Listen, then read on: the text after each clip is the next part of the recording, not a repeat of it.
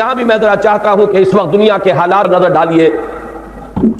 ہم مسلمان اس وقت کس قدر گھبرائے ہوئے ہیں. عالم عرب امریکہ کے شکنجے میں آ چکا ہے پورا کا پورا، اور ان میں صرف ایک طاقت تھی کہ جو اسرائیل سے آنکھوں میں آنکھیں ڈال کر بات کر سکتی تھی، وہ خود اپنی حماقت سے اور دوسرے عرب ممالک کی حماقتوں کی بنا پر تہس نہس کر دی گئی. اور یہ جو غلبہ امریکہ کو حاصل ہوا ہے یہ در حقیقت امریکہ کا نہیں، یہود کا غلبہ ہے. یہ ورلڈ زائنزم کے شکنجے میں پورا عالم عرب آ چکا ہے. غیر عرب عالم اسلام میں ہمارا جو حال ہے، مشرق سے ہمیں خطرہ ہے، نیو ورلڈ آرڈر ہمیں دھمکا رہا ہے، بے شمار اندیشے اور خطرات، اندرونی طور پر خلفشار ہے. امن تو بس ایک کہنے کی بات رہ گئی ہے، لیکن اللہ کا تیسرا وعدہ اس آیت میں یہ ہے کہ اگر ایمان اور عمل صالح کا حق ادا کرو گے تو وہ تمہارے خوف اور بد امنی کی حالت کو امن اور چین کی حالت سے لازماً بدل دے گا. یہ تینوں وعدے آئے ہیں بڑے ہی تاکید کے ساتھ. عربی زبان میں اہل علم یہاں موجود ہے، عربی زبان میں اس سے زیادہ تاکید کا اسلوب ہے ہی نہیں. فعل مضارع سے پہلے لام مفتوح اور پھر نون مشدد، لَيَسْتَخْلِفَنَّهُمْ نمبر 1 لازماً خلافت عطا فرمائے گا زمین کی. وَلَا يُمَكِّنَنَّ لَهُمْ دِينَهُمُ الَّذِي ارْتَضَىٰ لَهُمْ، اور لازماً ان کے اس دین کو جو اللہ نے پسند فرما لیا ہے زمین میں غلبہ عطا کرے گا. وَلَا يُبَدِّلَنَّهُمْ مِن بَعْدِ خَوْفِهِمْ أَمْنًا، اور لازماً بدل دے گا ان کے خوف کی حالت کو امن کی حالت سے. اس کا نتیجہ کیا نکلے گا؟ میرے رفیق کار چودھری رحمت اللہ بٹر صاحب اس کی طرف اشارہ کر چکے ہیں. یعبدوننی لا یشرکون بی شیئا، پھر وہ میری ہی بندگی کریں گے اور میرے ساتھ کسی شے کو شریک نہیں ٹھہرائیں گے. یہ بات اس وقت اجمالاً صرف عرض کر سکتا ہوں کہ شرک صرف عبادت میں نہیں ہے، شرک صرف عقیدے میں نہیں ہے، شرک سیاسی بھی ہے. غیر اللہ کی حاکمیت اس دور کا سب سے بڑا شرک ہے. سروری زیبا فقط اس ذات بے ہمتا کو ہے، حکمراں ہے ایک وہی، باقی بتان آزری. وہ غیر اللہ کوئی فرد ہو، کوئی فرعون ہو، کوئی نمرود ہو، یا کوئی ایک قوم ہو جو دوسری قوم پر حاکم بن کر بیٹھ جائے، یا خود کسی ملک کے عوام ہو جو حاکمیت کے دعوے دار بن کر کھڑے ہو جائیں، یہ سب کے سب در حقیقت فرائض ہے، نماردہ ہے. اور اس نظام کو تسلیم کرنا سب سے بڑا شرک ہے. لہذا یعبدوننی لا یشرکون بی شیئا، یہ نتیجہ ہے انفرادی سطح پر اللہ کی بندگی، توحید کا اقرار. نماز بھی اسی کے لیے، قربانی بھی اسی کی. ان صلاتی و نسکی و محیای و مماتی للہ رب العالمین. اور اجتماعی سطح پر نظام خلافت، انسان حاکم نہیں خلیفہ ہے. وَإِذْ قَالَ رَبُّكَ لِلْمَلَائِكَةِ إِنِّي جَاعِلٌ فِي الْأَرْضِ خَلِيفَةً یا داؤد اِنَّا جَعَلْنَاكَ خَلِيفَةً فِي الْأَرْضِ. انسان حاکم نہیں خلیفہ ہے. آخری ٹکڑا اس آیت مبارکہ کا وہ میرے اور آپ کے لیے ایک لمحہ فکریہ ہے. اللہ نے اتنے وعدے کر دیے، اتنی تاکید کے ساتھ کر دیے، اتنے پختہ وعدے کر دیے. وَمَنْ كَفَرَ بَعْدَ ذَلِكَ، جو شخص اس کے بعد بھی کفر اختیار کرے گا. اور جنرل صاحب نے ابھی آپ کو 3 آیتیں سنا دی سورہ مائدہ کی. مَنْ لَمْ يَحْكُمْ بِمَا أَنزَلَ اللَّهُ فَأُولَٰئِكَ هُمُ الْكَافِرُونَ وَمَنْ لَمْ يَحْكُمْ بِمَا أَنزَلَ اللَّهُ فَأُولَٰئِكَ هُمُ الْفَاسِقُونَ وَمَنْ لَمْ يَحْكُمْ بِمَا أَنزَلَ اللَّهُ فَأُولَٰئِكَ هُمُ الظَّالِمُونَ. اللہ کے حکم کے سوا کسی حکم کے مطابق فیصلہ کرنا، یہی تو شرک ہے، یہی تو ظلم ہے، یہی تو فسق ہے، یہی تو کفر. بتوں سے تجھ کو امید ہے، خدا سے نومیدی، مجھے بتا تو صحیح اور کافری کیا ہے. تو جو اس کے بعد بھی کفر پر اڑے رہے، اپنی حاکمیت کے دعوے دار رہے، یا غیر اللہ کی حاکمیت پر راضی رہے، فَأُولَٰئِكَ هُمُ الْفَاسِقُونَ، تو جان لو کہ وہی فاسق ہے. اور یہاں فسق کا لفظ اسی معنی میں آیا ہے جس معنی میں سورہ کہف میں آیا ہے ابلیس کے بارے میں. وَإِذْ قُلْنَا لِلْمَلَائِكَةِ اسْجُدُوا لِآدَمَ فَسَجَدُوا إِلَّا إِبْلِيسَ كَانَ مِنَ الْجِنِّ فَفَسَقَ عَنْ أَمْرِ رَبِّهِ، وہ اپنے رب کے حکم سے نکل بھاگا، اس نے رب کے حکم سے سرکابی کی، سرکشی کی، بغاوت کی. اتنے پختہ وعدوں کے بعد بھی امت مسلمہ اگر خلافت کے نظام کو قائم نہ کرے اور خلافت عرضی کا جو وعدہ اللہ نے کیا ہے اس کے اپنے آپ کو مستحق نہ بنائے، تو اس سے بڑا کفر، اس سے بڑا شرک، اس سے بڑی ناشکری، اس سے بڑی ناقدری کوئی اور نہیں ہے. تو میرے اور آپ کے لیے یہ لمحہ فکریہ ہے کہ کہیں میں اور آپ اس ذیل میں شامل نہ ہو جائیں. جو حدیث میں نے آپ کو سنائی مسند احمد ابن حنبل کی روایت ہے، راوی حضرت مقداد بن الاسود رضی اللہ تعالی عنہ مہاجرین میں سے ہیں، اور یہی وہ صحابی ہے جنہوں نے غزوہ بدر سے قبل جب حضور نے محفل مشاورت منعقد کی تھی اس وقت ایک بڑا پیارا جملہ کہا تھا کہ یا رسول اللہ صلی اللہ علیہ وسلم، آپ ہمیں موسیٰ کے ساتھیوں پر قیاس نہ کیجئے جنہوں نے کہہ دیا تھا فَاذْهَبْ أَنْتَ وَرَبُّكَ فَقَاتِلَا إِنَّا هَاهُنَا قَاعِدُونَ۔ ہم موسیٰ کے ساتھی نہیں، محمد کے صحابی ہیں رضی اللہ تعالی عنہم اجمعین وصلی اللہ علیہ وآلہ وسلم۔ آپ حکم دیجئے، جو حکم دیں گے ہم ہر قربانی دینے کے لیے تیار ہیں۔ آپ حکم دیجئے، کیا عجب کہ اللہ تعالیٰ آپ کو ہمارے ذریعے آنکھوں کی ٹھنڈک عطا فرمائے۔ وہ ہے مقداد ابن اسود جو روایت کر رہے ہیں حضور کا قول، بہت بڑی خوشخبری، بہت بڑی خوشخبری، بہت بڑی خوشخبری۔ اگرچہ ہم یقین کے ساتھ نہیں کہہ سکتے کہ اس خوشخبری کا ظہور کب ہوگا، ابھی اس میں کتنا وقت باقی ہے، لیکن جس شخص کا ایمان ہے محمد رسول اللہ صلی اللہ علیہ وسلم کی رسالت پر اور نبوت پر اور آپ کی صداقت پر، اس کے دل میں کوئی شائبہ بھی شک کا اور ریب کا پیدا نہیں ہو سکتا کہ یہ بات ہو کر رہے گی۔ اور وہ بات کیا ہے؟ حضور فرماتے ہیں زمین پر کوئی گھر نہیں بچے گا، نہ اینٹ گارے کا بنا ہوا گھر اور نہ ہی کوئی کمبلوں کا بنا ہوا خیمہ جس میں کہ اللہ اسلام کو داخل نہ کر دے۔ ہاں، اس داخلے کی دو شکلیں ہو سکتی ہیں، یا تو اس گھر اور خیمے والے کے اعزاز کے ساتھ اللہ کا دین اس کے گھر میں داخل ہوگا، یا اس کی توہین اور تذلیل کے ساتھ داخل ہوگا۔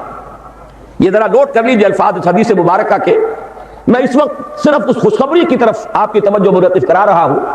یہ عز عزیز اور ذل ذلیل کا مفہوم کیا ہے یہ انشاءاللہ میں بعد میں عرض کروں گا۔ اب اس تمہید کے بعد میں آپ اپنے آج کے خطاب کے بارے میں ایک بات عرض کر رہا ہوں۔ یہ خطاب اس اعتبار سے بہت مختلف ہوگا کہ میں اس میں کوئی جوش خطابت دکھانے کا ارادہ نہیں رکھتا، میں کچھ افہام و تفہیم کا انداز اختیار کرنا چاہتا ہوں۔ خلافت ہر مسلمان کے دل کی آرزو ہے، لیکن وہ خلافت ہے کیا؟ اس کا مطلب کیا ہے؟ اگر وہ نظام قائم ہو جائے تو ہماری سیاست میں، ہماری معیشت میں، ہماری معاشرت میں کیا بنیادی تبدیلیاں آئیں گی؟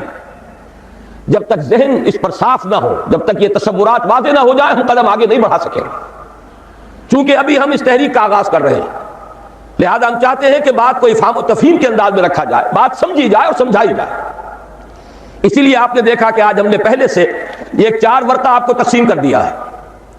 میں اس 4 ورقے میں جو چند نکات آئے ہیں نمبر وار، انہی کے حوالے سے آج اپنی گفتگو کروں گا، اور اگر آپ حضرات بھی اپنے ہاتھوں میں اس کو کھول لیں تو کوئی حرج نہیں۔ یہ اندیشہ نہ کیجئے کہ میں وہ پڑھ کر سناؤں گا، لیکن یہ کہ آپ کو اندازہ ہوتا چلا جائے گا کہ میری گفتگو کا کتنا حصہ مکمل ہو گیا ہے۔ اس میں پہلا عنوان ہے پاکستان کی اساس اور مقصد کیا ہے۔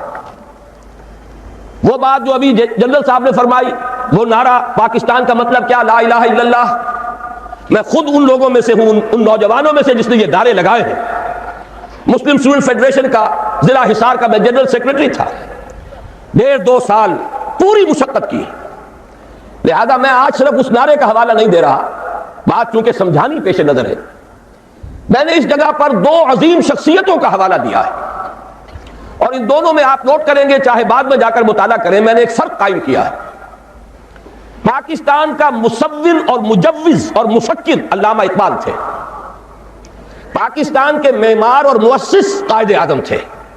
ان الفاظ کی بڑی اہمیت ہے، اس لیے کہ نقشہ بنانا، تفکر، تصور یہ دوسرا کام ہے، اور بالفعل کوئی عمارت بنانا اس کے کچھ اور تقاضے ہیں۔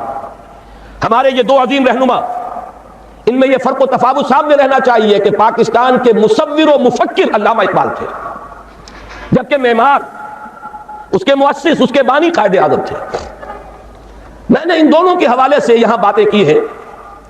علامہ اقبال کا خطبہ الہ آباد اہم ترین سنگ میل کی حیثیت رکھتا ہے تحریک پاکستان میں۔ افسوس کہ اس وقت اسے نگاہوں سے اوجھل کر دیا گیا، اس میں کچھ باتیں ایسی بھی ہیں جو شاید سب لوگوں کو پسند نہ ہو۔ یہاں پہ میں نے 3 باتوں کا حوالہ دیا ہے۔ علامہ اقبال نے بر عظیم پاک و ہند کے شمال مغرب میں ایک مسلمان مملکت کے قیام کے 3 مقاصد بیان کیے۔ نمبر 1 یہ کہ یہ متحدہ ہندوستان میں جو مسلم ہندو کشمکش اور کشاکش چل رہی تھی، یہی اس کا واحد حل ہے۔ نمبر 2 یہ کہ اس ذریعے سے مسلمانوں کو یہ موقع مل جائے گا کہ اسلام کا جو حقیقی نظام تھا جو محمد عربی صلی اللہ علیہ وسلم نے عطا فرمایا اور ایک انقلابی جد و جہد کے ذریعے سے قائم فرمایا، جس کا اصل نمونہ خلافت راشدہ ہے، لیکن جس پر بعد کے دور ملوکیت میں پردے پڑ گئے ہیں، اسلام کی بہت سی حقیقتیں چھپ گئیں، بادشاہی، ملوکیت، جاگیرداری، سرمایہ داری کے اس کے اوپر پردے پڑتے چلے گئے، تاہاں کہ آج اس اصل اسلام کی حقیقت کہیں نظر نہیں آ رہی۔ دنیا کے سامنے تو ایک دوسرا اسلام ہے، بادشاہوں کا اسلام ہے، مغلوں کا اسلام ہے، شہنشاہوں کا اسلام ہے۔ آج ہمیں ایک موقع ملے گا، علامہ اقبال کا یہ نظریہ تھا، اگر پاکستان وجود میں آ جائے تو وہ جو دور ملوکیت کے پردے پڑ گئے تھے ان کو ہٹا کر صحیح اسلام کا ایک نمونہ دنیا کے سامنے پیش کر دیا جائے۔ علامہ اقبال نے تیسری بات بھی کہی تھی اور موجودہ حالات میں وہ بہت ریلیونٹ ہے۔ بہت سے حضرات کو شاید تعجب ہو کہ علامہ نے فرمایا تھا کہ اس ہندوستان اور پاکستان کو باہم لڑنا نہیں، بلکہ یہ پاکستان، مجودہ پاکستان ہی بھارت کا سب سے بڑا دفاع کرنے والا ہوگا۔ یہ بات بڑی عجیب لگے گی آپ کو۔ علامہ اقبال کے الفاظ یہ ہیں کہ the North West Muslim country will defend India against every invasion, be that invasion of ideas اور بیونٹس۔ یہ جو ملک وجود میں آ جائے گا، مسلمان ملک، یہ تو پورے ہندوستان کی حفاظت اور دفاع کا فریضہ سر انجام دے گا۔ ہر حملے کے خلاف، خواہ وہ حملہ نظریات کا ہو، خواہ بیونٹس کا ہو، سنگینوں کے ذریعے سے حملہ ہو، یہ بات بالکل بھلائی جا چکی، اس لیے کہ در حقیقت تقسیم ایسے وجود میں آئی کہ جانے والا ہمارا وہ دشمن انگریز وہ ایک ایسا مسئلہ پیدا کر گیا سازش کے طور پر کہ جس پر یہ دونوں ملک آج تک لڑتے چلے آ رہے ہیں، اور اندیشہ یہ ہے کہ شاید مستقبل قریب میں پھر کوئی اور زیادہ ہولناک جنگ آ جائے۔ یہود کی یہ سازش اور وہ جو ایوارڈ دیا تھا حد بندی کمیشن نے، یہ کوئی اچانک ہو جانے والی باتیں نہیں تھی، اس کے پیچھے گہری سازش تھی کہ بیچ میں وہ مسئلہ چھوڑ کر جاؤ کہ یہ دونوں آپس میں لڑے لیکن دونوں ہمارے دوست رہے۔ حالانکہ واقعہ یہ ہے کہ سابق حکمرانوں کے خلاف تو جذبات انتقام ہوتے ہیں قوموں کے اندر۔ یہاں نقشہ یہ ہے، اتنی کامیاب پالیسی رہی ہے برطانیہ کی کہ دونوں اس وقت بھی تھوڑا سا وقفہ آیا تھا کہ ہم کامن ویلتھ سے نکل گئے تھے، دونوں اسی فطرات کے نخجیر ہیں، دونوں اسی کامن ویلتھ میں ہیں۔ اور واقعہ یہ کہ ہم نے تو جس بے غیرتی اور بے حمیت کا مظاہرہ حال ہی میں کیا ہے، کون ہے یہ ڈائن یا ڈائنا، اس کا یہ اعزاز، جبکہ محمد عربی صلی اللہ علیہ وسلم نے یہ فرمایا من وقر صاحب بدعت فقد اہان علی حدم الاسلام، جس شخص نے کسی بدعتی کی، ابھی یہاں کافر کی بات نہیں ہو رہی، اس نے کسی بدعتی کی توقیر کی، اس نے اسلام کی بنیادیں کھودنے کا کام کیا ہے، اس میں تعاون کیا ہے۔ یہاں تک فرمایا من مشى مع فاسق لیقویہ غضب اللہ تعالی واہتز لہ العرش، جو شخص کسی فاسق کے ساتھ چلتا ہے کہ اسے تقویت پہنچائے، اللہ غضبناک ہوتا ہے اور اس درجے غضبناک ہوتا ہے کہ اس کا عرش کانپنے لگتا ہے۔ یہ تعلیمات ہے محمد عربی صلی اللہ علیہ وسلم کی، اور ہم اپنی اس بدترین غلامانہ ذہنیت کا آج تک مظاہرہ کر رہے ہیں۔ اور ابھی میری توجہ تو اس طرح نہیں ہوئی تھی، میں تو مشکور ہوں اپنے نوجوان ساتھی کا، ندیم بیگ کا۔ اب جو کچھ ہونے والا ہے، میڈونا اور پتہ نہیں اور کون ہے کہ جن کو یہاں بلایا جا رہا ہے، واقعہ یہ ہے کہ یہ ہماری اس بے غیرتی اور بے حمیتی کا سب سے بڑا معاملہ ہوگا۔ اور میں سمجھتا ہوں چیلنج ہے یہ ان لوگوں کے لیے جنہوں نے کچھ بھی قوت مزاحمت فراہم کی ہے، آپس میں کلاشنکوفیں نہ چلائیں، آئیں میدان میں اور اس کو روکیں، سد باب کریں۔ بڑی بڑی جمعیتیں اور جماعتیں موجود ہیں، آپس میں اقتدار کی کشمکش کے لیے ایک دوسرے کا خون بھی بہا رہی ہیں، لیکن یہ کہ اس دین کے معاملے کے اندر اگر ان میں دم ہے، اگر ان میں طاقت ہے، پاسبان بن کر اگر سامنے آنا چاہتے ہیں تو دین محمدی کے پاسبان بن کر سامنے آئیں۔ اور یہ موقع ایسا ہے کہ اس وقت واقعتاً جن میں حمیت ہے انہیں اپنی حمیت کا ثبوت دینا چاہیے۔ بہرحال یہ تو تھے علامہ اقبال کے نظریات۔ قائد اعظم کا میں صرف ایک جملہ یہاں سناؤں گا۔ قائد اعظم کی اگرچہ بدقسمتی سے ایک تقریر وہ بھی ہے جس کے اندر ایک جملہ ایسا نزاعی بن گیا جس سے دشمنان اسلام نے اور سیکولرزم کے علمبرداروں نے بہت فائدہ اٹھایا۔ کاش کہ قائد اعظم وہ الفاظ نہ کہتے، لیکن یہ کہ اس کی ایک توجیہ ہے جس کو یہاں بیان کرنا ممکن نہیں ہے وقت کی کمی کے باعث، لیکن ان کے وہ ساری تقریریں دور تحریک پاکستان کی اور اس ایک خاص تقریر کے بعد کی تمام تقریریں ایک ہی مضمون پر گواہی دے رہی ہیں، جس کی نمائندگی کرتا ہے ان کا ایک بہت عمدہ تاریخی جملہ جو علامہ اقبال کے اس فکر کے بہت قریب ہے۔ انہوں نے فرمایا ہمیں پاکستان اس لیے چاہیے کہ عہد حاضر میں اسلام کے اصول حریت و اخوت و مساوات کا ایک عملی نمونہ دنیا کے سامنے پیش کر دیں۔ یہ مقصد تھا پاکستان کا، مفکر و مصور پاکستان کے نزدیک بھی اور معمار اور مؤسس پاکستان کے نزدیک۔ لیکن ہوا کیا ہے؟ میری دوسری بات، ہماری کوتاہی اور کوتاہ نظری۔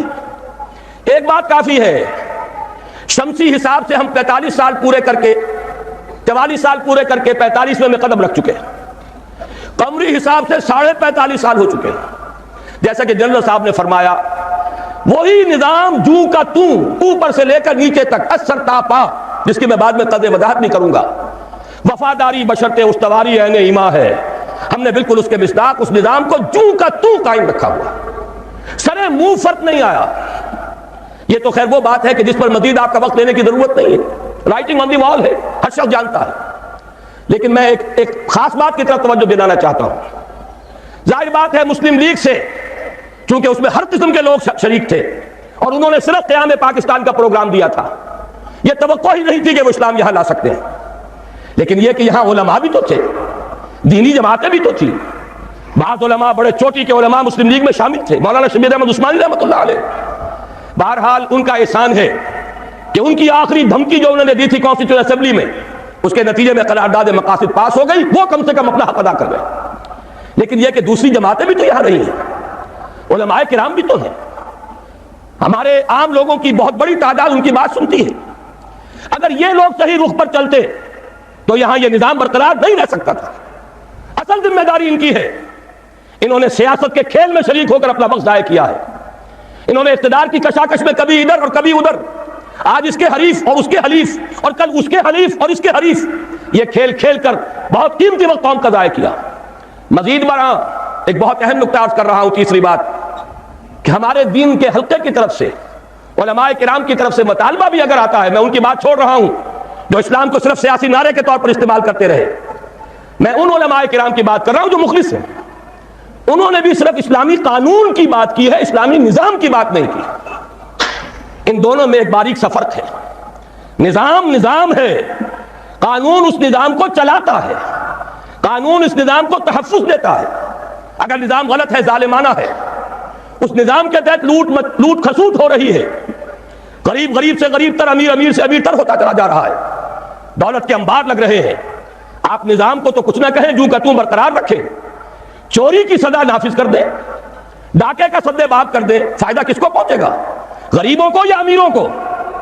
ان کی حرام کی دولت کو تحفظ حاصل ہو جائے گا، ان کے عیش اور ان کے ایوان مزید محفوظ ہو جائیں گے، غریب کو تو اس سے کوئی فائدہ نہیں ہوگا۔ چوری اور ڈاکہ جو ہے وہ غریب کا تو ہوتا ہی نہیں، وہ تو امیر کا ہے۔ نظام ظالمانہ ہے اور غلط ہے تو قانون بہترین بھی ہوگا، اس نظام کو سپورٹ کرے گا، اسے تقویت دے گا۔ نظام کو بھی بدلنا ہے اور قانون کو بھی بدلنا ہے، یہ دونوں باہم لازم و ملزوم ہیں۔ اور ہمارے دین میں اس کے لیے اصطلاحات ہیں، دین اور شریعت۔ دین نظام ہے، دین ہمیشہ سے ایک رہا، حضرت نوح ہوں، حضرت ابراہیم ہوں، موسیٰ ہوں، عیسیٰ ہوں، حضرت محمد ہوں صلی اللہ علیہ وسلم وعلیہ الصلاۃ والسلام، سب کا دین ایک تھا۔ شرع لکم من الدین ما وصی بہ نوحا والذی اوحینا الیک وما وصینا بہ ابراہیم وموسیٰ وعیسیٰ ان اقیموا الدین۔ دین تو ایک ہے، شریعتیں بدلتی رہیں، شریعت موسوی اور تھی، شریعت محمدی اور ہے علی صاحب الصلاۃ والسلام۔ اصل سے دین، وہ دین کیا ہے؟ وہ در حقیقت ایک نظام زندگی ہے، سچا دین، عادلانہ دین، وہ دین نظام عدل و قسط ہے، وہ دین سسٹم آف سوشل جسٹس ہے۔ جب تک اس کو رائج نہ کیا جائے، اس کو نافذ نہ کیا جائے، محض قانون کے نفاذ سے کوئی مفید نتائج برآمد نہیں ہوں گے۔ اگر میری بات سے غلط فہمی نہ ہو، میں دونوں کو کہہ رہا ہوں، دین بھی قائم کرو اور قانون اسلامی یعنی شریعت بھی نافذ کرو۔ لیکن ان دونوں کو اگر علیحدہ کر دیا جائے تو یہ جو اجزاء ہیں یہ غیر مؤثر ہو کر رہ جائیں گے۔ اس کو انگریزی میں کہتے ہیں آرگینک ہول۔ یہ ایک ایسی حیاتیاتی اکائی ہے کہ اگر اسے کاٹ دیں گے تو دونوں حصے ختم ہو جائیں گے۔ یہ دونوں ایک ہی وحدت کی حیثیت سے اپنے مطلوبہ نتائج پیدا کر سکتے ہیں۔ دین نظام اسلام کا نام ہے اور شریعت قانون اسلامی کا نام ہے۔ تیسری بات، میں ذرا گنتی کر کے بھی بتا دوں کہ انگریز کی وراثت کو ہم نے کس کس اعتبار سے سنبھال کر رکھا ہے۔ مجمل باتوں کا وقت نہیں ہے، اب ان باتوں کو تفصیلاً سمجھنا ہے اور اس طرح سمجھنا ہے کہ آپ کو یاد ہو جائے۔ میں نے یہاں 7 نکات معین کیے ہیں اور میں اپنے تقصیر فہم کا اعتراف کرتا ہوں، مزید کا بھی اضافہ ہو سکتا ہے۔ یہ تو رواں روی میں 1 مہینہ قبل کراچی میں ایک پریس کانفرنس مجھے کرنی تھی تو میں نے یہ تحریر لکھ لی تھی، لیکن میں سمجھتا ہوں کہ اس سے ایک پورا نقشہ سامنے آ جائے گا۔ سب سے پہلی چیز مخلوط قومیت، نیشنلزم، جس کی نفی پر علامہ اقبال نے وہ بات کہی تھی، وطنی قومیت۔ کہ ان تازہ خداؤں میں بڑا سب سے وطن ہے، جو پیرہن اس کا ہے وہ مذہب کا کفن ہے۔ میں افسوس کے ساتھ کہہ رہا ہوں، میں انسان مند ہوں قائد اعظم کا، انہی کی جد و جہد اور انہی کی قیادت کے نتیجے میں پاکستان قائم ہوا، لیکن ہم اسلاف پرست نہیں ہیں۔ اسلاف میں بھی اگر کوئی بات غلط ہوگی ہم اس کا اقرار کریں گے، ببانگ دہل اس کا اعلان کریں گے۔ اگر حضرت ابوبکر صدیق بھی یہ فرما سکتے تھے کہ اگر میں سیدھا رہوں تو تم پر میری اطاعت فرض ہے، اور اگر میں ٹیڑھا ہونے لگوں تو مجھے سیدھا کرنا فرض ہے، تو کسی دوسرے کا مقام اس سے بالا تر نہیں۔ افسوس کہ قائد اعظم نے جو الفاظ 11 اگست 1947 کو کہے پاکستان کے بارے میں تصور دیتے ہوئے، Muslims will cease to be Muslims and Hindus will cease to be Hindus, not in the religious sense because religion is the private affair of the individuals, but in the political sense۔ میرے نزدیک یہ مخلوط قومیت کا وہ تصور ہے ان الفاظ سے جو نکلتا ہے۔ توجیہ میں نے بھی کی ہے ان کے اس قول کی، میری کتاب استحکام پاکستان میں جو باب اس پر ہے اس پر میں نے مفصل توجیہ کی ہے، لیکن الفاظ ایسے ہیں بدقسمتی سے، جیسا کہ میں نے ابتدا میں عرض کیا تھا کہ سیکولرزم کے علمبرداروں کو اس سے دلیل ملی ہے۔ یہ مخلوط قومیت کا وہ نظریہ ہے جس کی نفی پر ہم نے تحریک پاکستان چلائی۔ پاکستانی قومیت، مسلم قومیت، اس کی بنیاد پر پاکستان بنا ہے۔ بہرحال ہم نے ابھی تک عملاً اسی مخلوط قومیت کے تصور کو اختیار کیا ہوا ہے۔ ہماری ایک ہی اسمبلی ہے، اس میں غیر مسلم بھی جائیں گے، مسلم بھی جائیں گے، وہ برابر کے ہیں، ان کے ووٹ وہاں پر کوئی میں فرق نہیں ہے۔ تو معلوم یہ ہوا کہ یہ تو مخلوط قومیت اور مسلم اور غیر مسلم کی ایک مشترک قومیت کا تصور ہے جو آج بھی ہمارے ہاں رائج ہے، اور اگرچہ ہم نے اس کی نفی پر پاکستان بنایا۔ دوسرے، پارلیمانی جمہوریت، چونکہ برطانیہ میں پارلیمانی جمہوریت تھی اور اس کی تو ہر شے کو ہمیں سنبھال کر رکھنا ہے، پارلیمانی جمہوریت سے لے کر کرکٹ کے گیم تک ہر شے کو پوری وفاداری کے ساتھ ہم نے قائم رکھا۔ شاہ ڈائنا کو بلایا تھا یہی دکھانے کے لیے کہ دیکھ لو، سرے منہ فرق نہیں آنے دیا ہم نے اس ملک میں، جیسا تم لوگ چھوڑ گئے تھے ویسا ہی آج قائم ہے۔ ہمارے یہاں اس پارلیمانی جمہوریت کو سمجھ لیا گیا ہے کہ شاید یہ منظم من اللہ ہے، اور تو کوئی راستہ ہے ہی نہیں، کوئی الٹرنیٹو ہے ہی نہیں، اس کو اصول موضوع بنا لیا گیا، اس لیے کہ اس نے ہمیں یہ پارلیمانی جمہوریت کا تصور دیا اور تھوڑی سی اس کی ہمیں تربیت بھی دے دی تھی۔ تیسری چیز، صوبوں کے نام اور اس کی حدود، معلوم ہوا کہ یہ تو شاید اللہ کے رسول نے معین کی ہے، معاذ اللہ، ان میں کوئی ادھر ادھر کا معاملہ نہیں ہو سکتا۔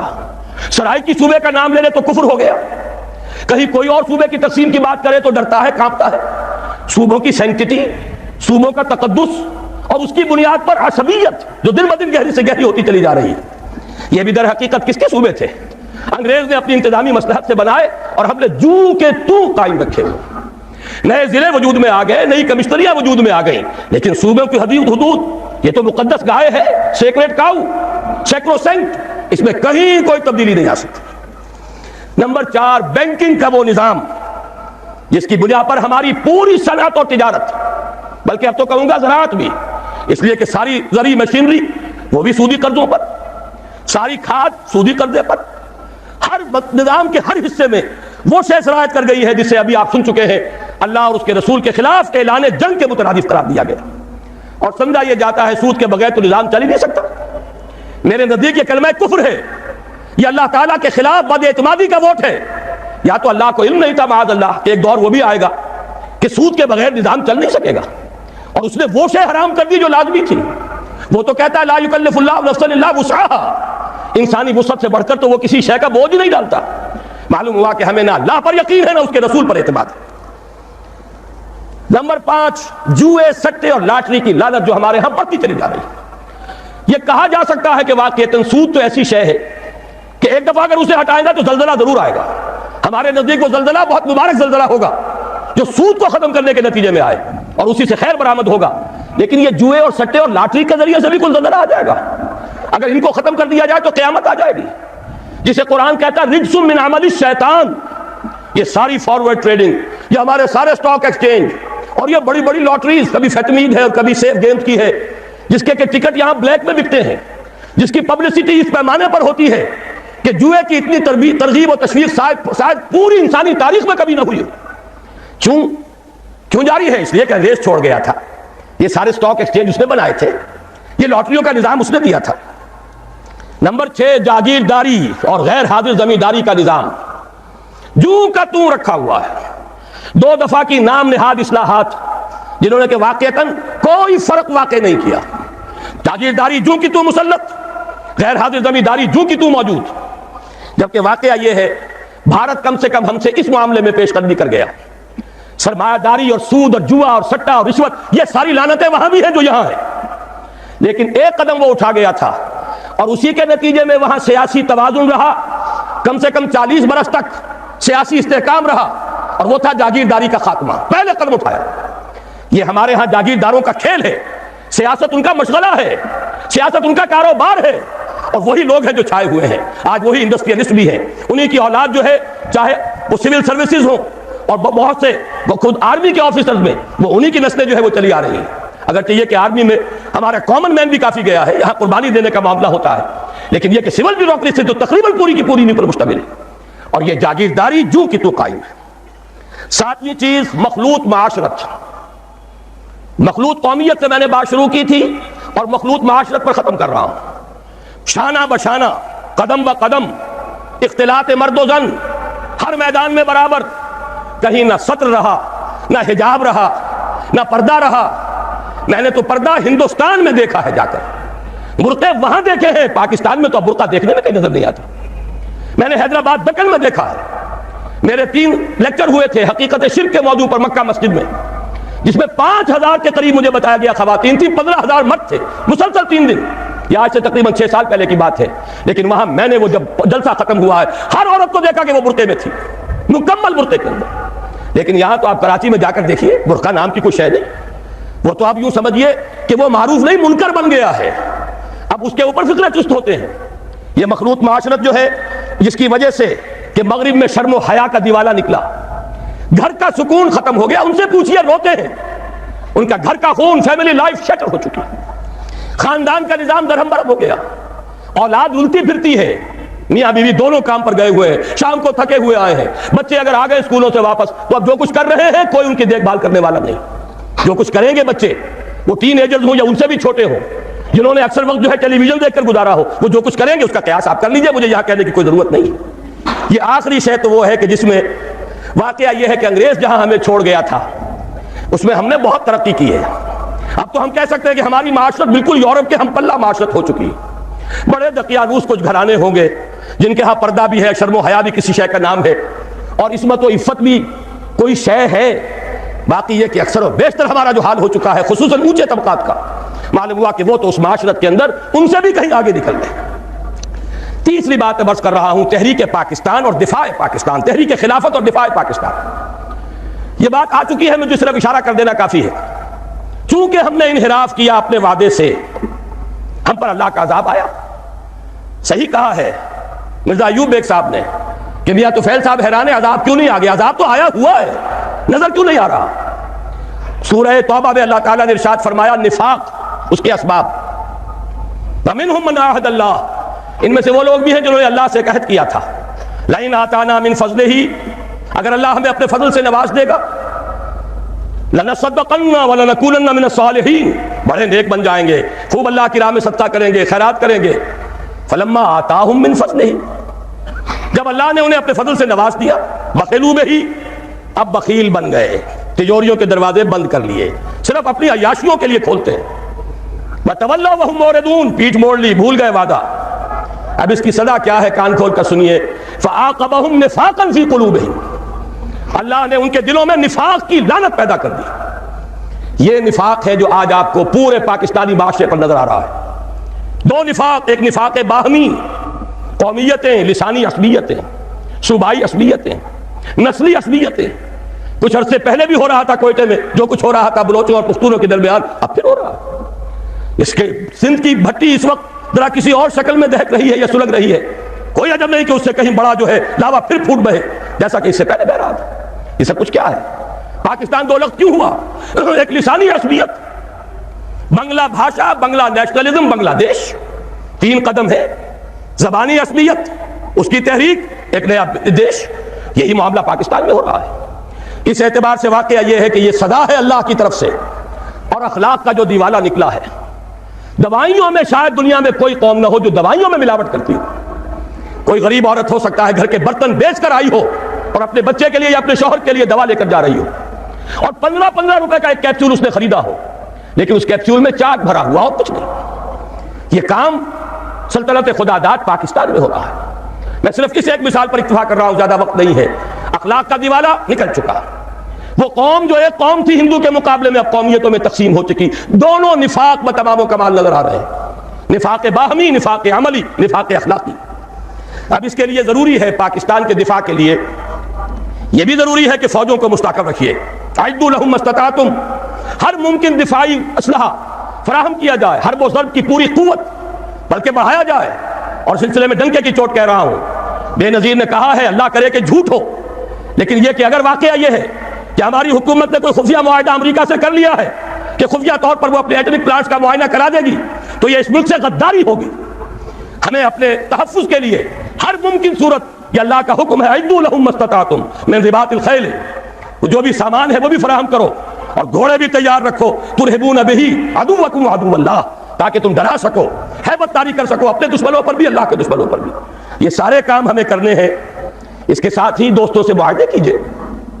چین کے ساتھ معاہدہ سب سے اہم ہے، اس لیے کہ ایک ہی ایٹمی طاقت ہے جو اس وقت امریکہ اور یہودیوں کے تسلط سے باہر ہے۔ باقی بھارت کے ساتھ جو پینگیں بڑھ رہی ہیں، بھارت نے جس طرح ان کا سارا معاشی نظام جو کا تو قبول کر لیا ہے، جس طرح اس نے ملٹی نیشنل جو کارپوریشنز ہیں ان کے لیے اپنی مارکیٹ کھول دی ہے، اب وہ تو ان کے لیے کوئی اجنبی ملک نہیں رہا، اس کی وہ غیر جانبداری ختم ہوئی۔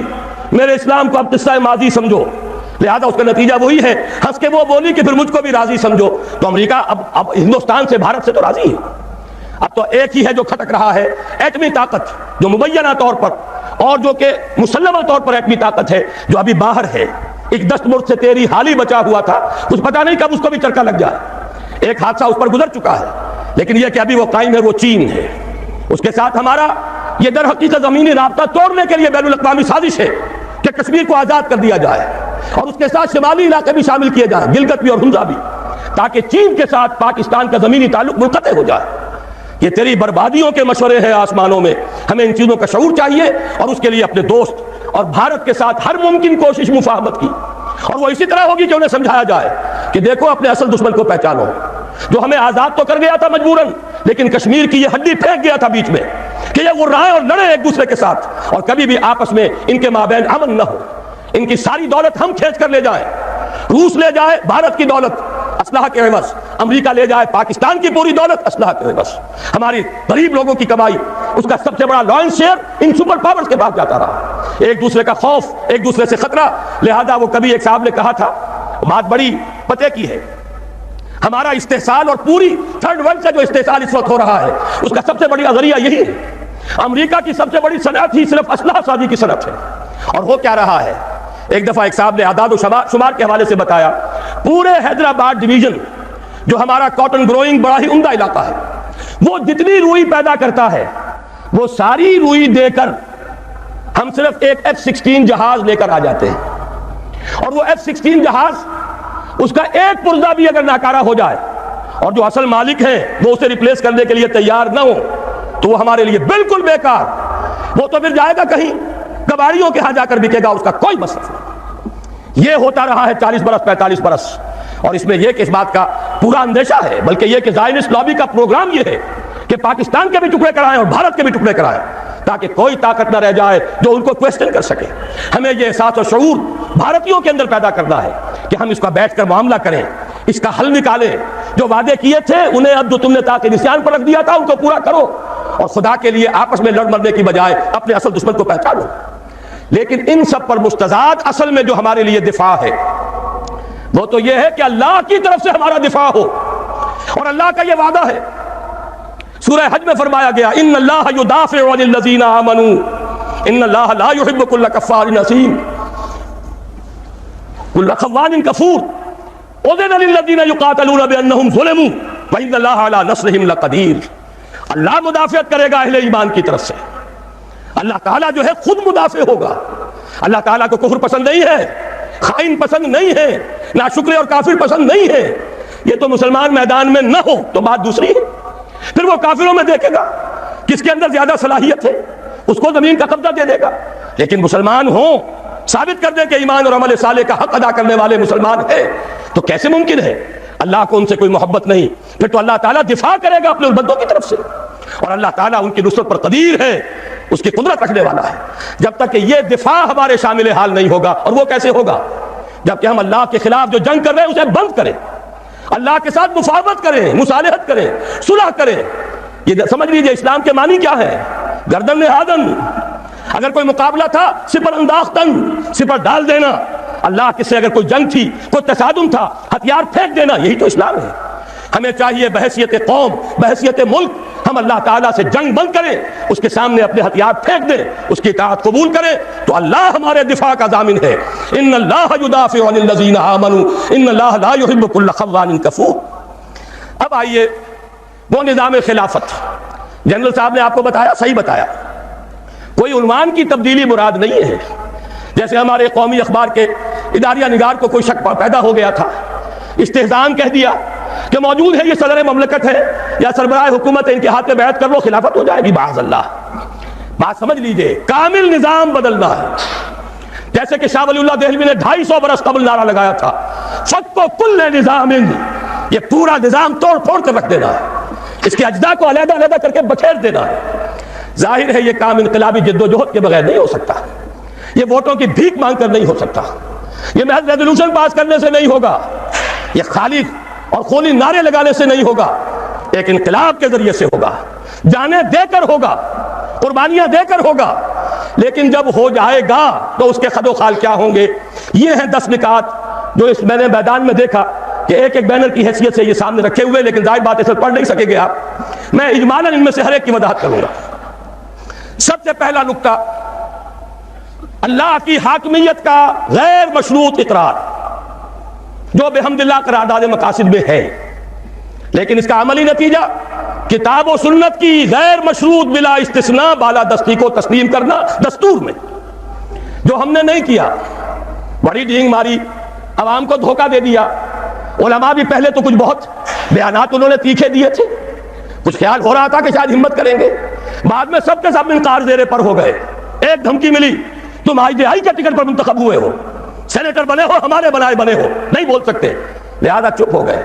ورنہ واقعہ یہ ہے، مولانا زاہد الراشدی کا ایک مراسلہ مجھے ملا تھا، وہ تمام علماء کو انہوں نے بھیجا کہ کیا کیا مشروط بالادستی کتاب و سنت کی اسلام میں جائز ہے؟ ہر شخص کہے گا حرام، غیر مشروط بلا استثناء بالادستی، چاہے وہ نظام ہو اور چاہے وہ قانون ہو۔ ہم نے کہا ہے قرآن و سنت کی بالادستی بشرطے کہ وہ ہمارے نظام پر اثر انداز نہ ہو، یہ کلمہ کفر ہے۔ یہ وہ بات ہے جو قرآن کہتا ہے افتؤمنون ببعض الکتاب وتکفرون ببعض فما جزاء من يفعل ذلك منكم الا خزي في الحياة الدنيا ويوم القيامة يردون الى اشد العذاب وما الله بغافل عما تعملون۔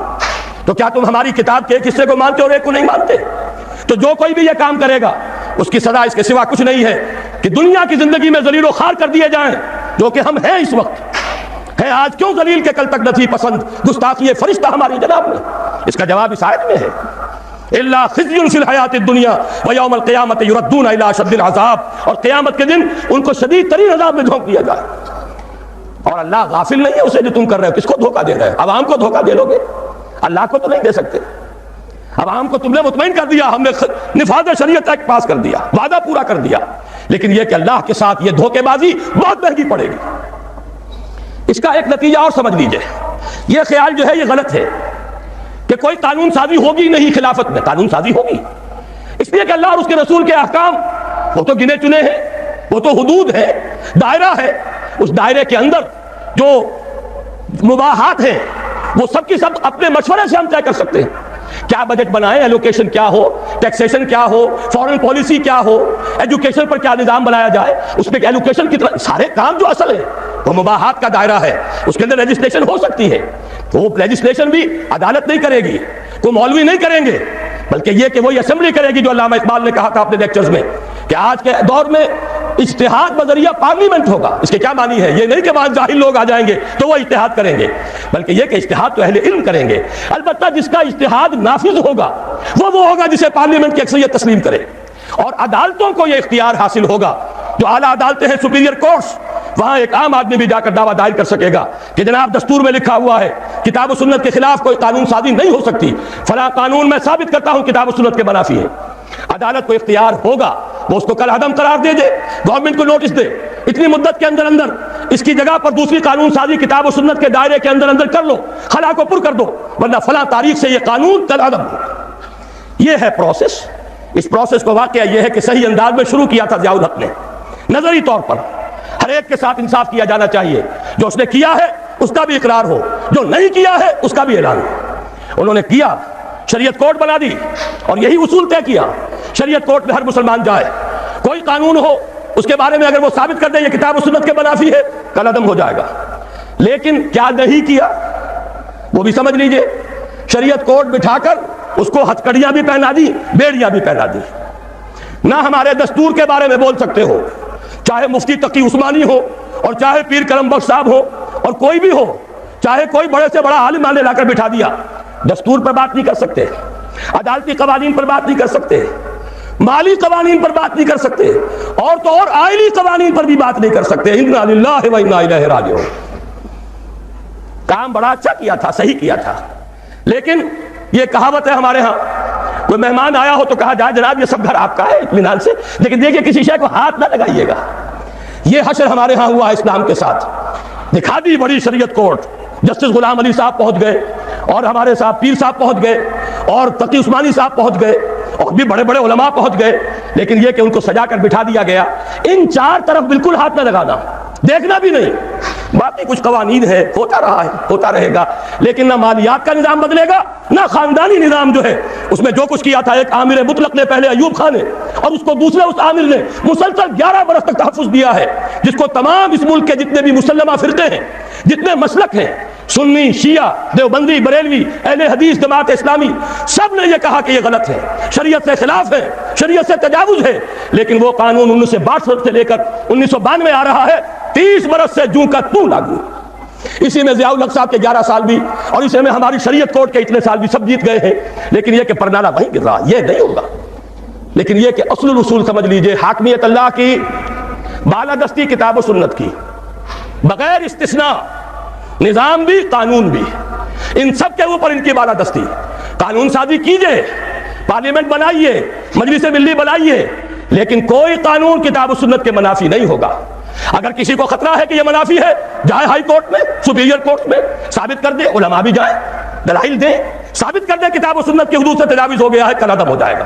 یہ ہے سیاسی اور دستوری ڈھانچہ اس اسلامی نظام کا جو خلافت ہے، اس لیے کہ خلافت کے معنی ہی نیابت کے ہیں، حاکمیت کی نفی ہے اس میں، اسی لیے تو ہم نے جمہوریت کی اصطلاح ترک کر دی۔ جمہوریت کو کتنا ہی دھو لے، پاک کر لے، کتنے ہی پانیوں میں سے نکال لے، اس میں انسانی حاکمیت کا تصور کچھ نہ کچھ باقی رہ جاتا ہے۔ حیرت ہوتی ہے علامہ اقبال کے فرزند، وہ شخص جو کہہ گیا اسی شہر لاہور میں دفن ہے، یہ شہر اقبال ہے شہر لاہور، کہ سروری زیبا فقط اس ذات بے ہمتا کو ہے، حکمراں ہے ایک وہی باقی بتانے آدری۔ ان کے فرزند ارجمند پارلیمنٹ کی سوورنٹی کا نعرہ لگا رہے ہیں۔ یہ سوورنٹی کا نعرہ لگانا اپنے والد کے فلسفے کی کامل نفی۔ دوسرا نقطہ، مخلوط قومیت کی نفی۔ خلافت میں خلافت المسلمین ہوتی ہے، خلیفہ خلیفت المسلمین ہوتا، غیر مسلموں کا نہیں۔ خلفائے راشدین امیر المومنین کہلاتے تھے، یہ ایمان اور اسلام کی بنیاد پر نظام ہے خلافت کا۔ غیر مسلم اس میں صرف ایک پروٹیکٹڈ مائنورٹی کے طور پر رہ سکتا ہے، اس کی حفاظت کا ذمہ لیا جائے گا، اسی لیے وہ ذمہ کہلاتے ہیں۔ بدقسمتی سے اس لفظ کو گالی بنا لیا گیا ہے، گالی نہیں ہے، ذمہ داری۔ خلافت ذمہ داری لے گی، کسی غیر مسلم کی جان، مال، آبرو پر کوئی آنچ نہیں آئے گی، اسے پرسنل لاء میں مکمل آزادی ہوگی، اسے مذہب اور عقیدے اور عبادت کی پوری آزادی ہوگی، اس کی عبادت گاہوں کا بھی اتنا ہی تحفظ کیا جائے گا جتنا مسجدوں کا، یہ ساری ذمہ داری لی جائے گی، اس لیے وہ ذمہ کہلاتے ہیں۔ لیکن ظاہر بات ہے خلافت کا نظام اللہ کی خلافت ہے، حاکمیت اللہ کی ہے، اور اس کا ذریعہ کتاب و سنت ہے۔ جو نہ اللہ کو مانے، نہ کتاب کو مانے، نہ رسول کو مانے، نہ قرآن کو مانے، نہ سنت کو مانے، انہیں لیجسلیٹو پروسیس میں کیسے شامل کریں، انہیں اس ریاست کی پالیسی میکنگ میں کیسے حصہ دیا جائے۔ ہاں فنی طور پر ان کی ملازمتیں ہو سکتی ہیں، وہ مختلف اداروں میں کام کر سکتے ہیں، لیکن جو پالیسی میکنگ ہے، جہاں ریاست اور حکومت کی پالیسیز بنتی ہیں، وہاں ان کا کوئی عمل دخل نہیں ہو سکتا۔ جہاں لیجسلیشن ہے، قانون بننا ہے، جو کتاب و سنت کے تابع بننا ہے، وہاں ان کا کوئی دخل نہیں ہوگا، وہ ہوں گے پروٹیکٹڈ مائنورٹی۔ یہی اب میں چاہتا ہوں اس حدیث کا ٹکڑا جو میں نے روک لیا تھا بیان کر دوں، اور یہ در حقیقت قرآن مجید کی ایک آیت کی روشنی میں حضور نے فرمایا تھا کہ پوری دنیا میں کوئی گھر نہیں بچے گا، نہ اینٹ گارے کا بنا ہوا اور نہ کوئی کمبلوں کا بنا ہوا خیمہ، جس میں اللہ اپنے دین کو داخل نہ کر دے، لیکن داخلے کی دو شکلیں ہوں گی، بعز عزیز او ذل ذلیل، یا تو عزت والے کا اعزاز اور یا کسی ذلیل کی تذلیل کے ساتھ۔ معنی کیا ہے اس کے؟ اگر گھر والا خود اسلام قبول کر لیتا ہے فَلِلَّهِ الْعِزَّةُ وَلِرَسُولِهِ وَلِلْمُؤْمِنِينَ، اب وہ بھی اس عزت کے اندر شریک ہو گیا جو اللہ کے لیے ہے، رسول کے لیے، اہل ایمان کے لیے، اس کے اعزاز کے ساتھ اس کے گھر میں اسلام داخل ہوا۔ اور جو اسلام قبول نہیں کرے گا، ظاہر بات ہے اسے بھی اپنے گھر کے اندر جو چاہے کر لے، لیکن پورے نظام کے تابع ہو کر رہنا پڑے گا۔ جو بھی لا آف دی لینڈ ہے اس میں اللہ اور اس کے رسول کا حکم چلے گا، لہذا اس کی توہین ہو گئی خود بخود۔ وہ اپنے گھر میں جو چاہے کرے، شراب پینی ہے پی لے، اپنا جو معاملہ کرنا چاہے، کسی ایک معبود کو نہیں ہزاروں معبودوں کو سجدے کرنے اجازت ہے، لیکن یہ کہ ملک میں نظام اللہ اور اس کے رسول کا، غلبہ اللہ کے دین کا، وَلِلَّهِ الْعِزَّةُ وَلِرَسُولِهِ وَلِلْمُؤْمِنِينَ۔ یہی دو شکلیں ممکن ہے جو حضور نے بیان فرما دی، اور میں نے عرض کیا تھا یہ قرآن مجید کی آیت ہے۔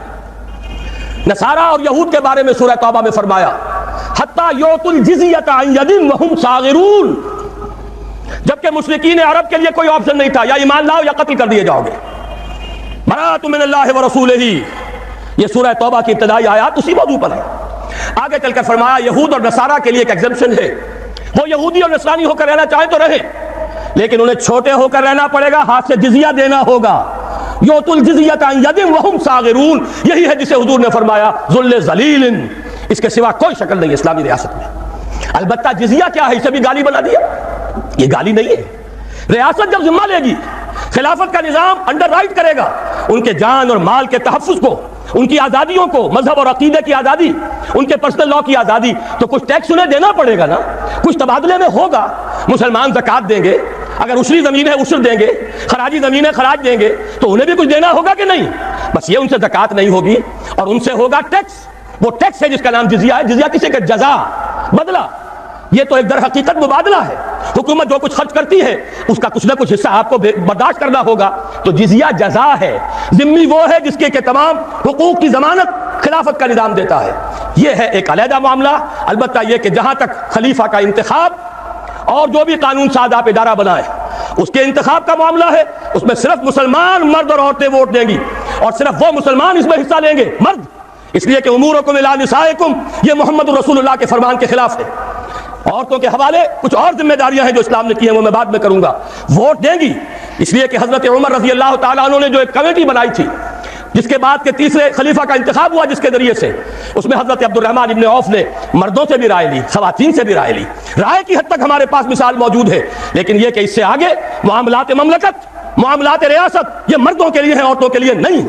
اس اعتبار سے سمجھ لیجئے مسلمان مرد اور عورتیں مل کر خلیفہ کا انتخاب کریں، جو بھی مجلس ملی ہے اس کا انتخاب کریں، اس میں غیر مسلموں کا کوئی حصہ نہیں ہے۔ ان کی علیحدہ باڈیز ہو سکتی ہیں ان کے مسائل کے بارے میں جن سے رائے لی جا سکے۔ یہ ہے دوسرا نکتہ، مخلوط قومیت کی نفی۔ تیسرا نکتہ، خلیفہ کا انتخاب بلا واسطہ تمام مسلمان مرد اور عورتیں کریں گے، لیکن اس خلیفہ کا معاملہ وہ نہیں ہوگا جو پارلیمانی نظام میں ہے۔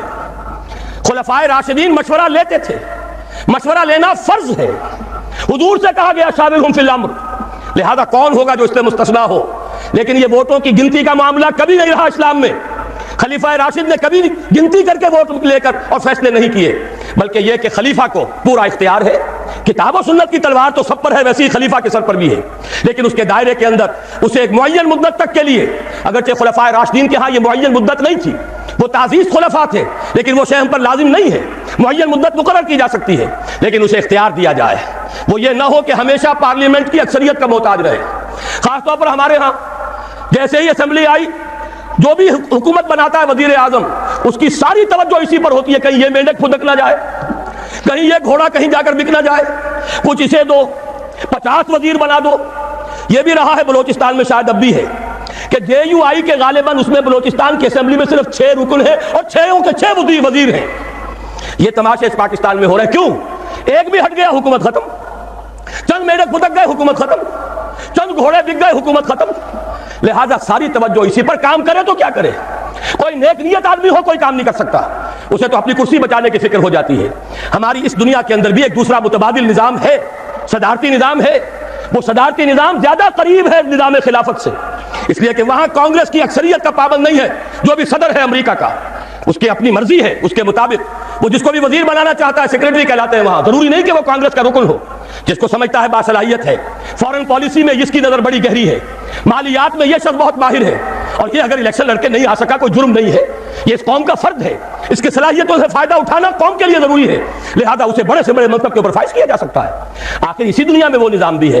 بہرحال وہ نظام خلافت یوں کہنا چاہیے کہ صدارتی نظام بمقابلہ پارلیمانی نظام کے نظام خلافت سے قریب تر۔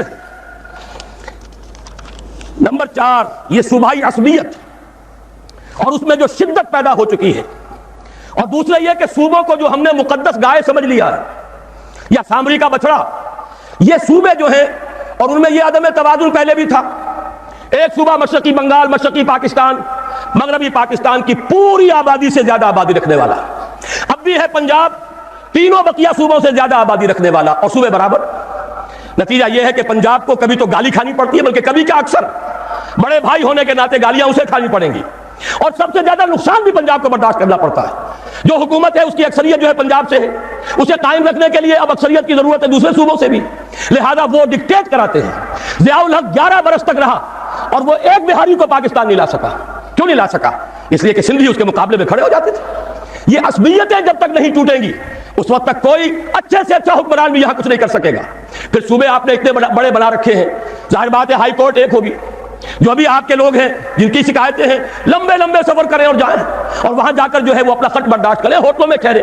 چھوٹے چھوٹے صوبے ہمارے نزدیک دو چیزیں، ایک تو یہ کہ صوبوں کی تعداد بڑھائی جائے، موجودہ کمسنریوں کو صوبہ بنا دیا جائے۔ ضیاء الحق صاحب نے بھی یہ بات کہی تھی، اور بھی بے شمار لوگوں نے یہ بات کہی ہے کہ پاکستان کے بہت سے مسائل کا حل اس میں ہے کہ صوبے چھوٹے کر دیے جائے، تعداد بڑھا دی جائے، لیکن کوئی ہمت نہیں کرتا۔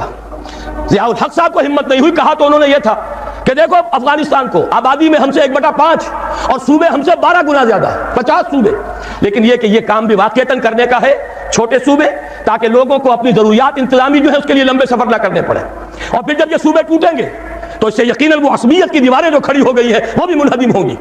میں تو بھارت کی مثال دیتا ہوں، بلکہ اس میں ایک بات اور عرض کر رہا ہوں، یہ لسانی اور ثقافتی معاملات جو ہیں، نسلی، لسانی، ثقافتی، ان میں ہمارے یہاں افراط و تفریط ہے۔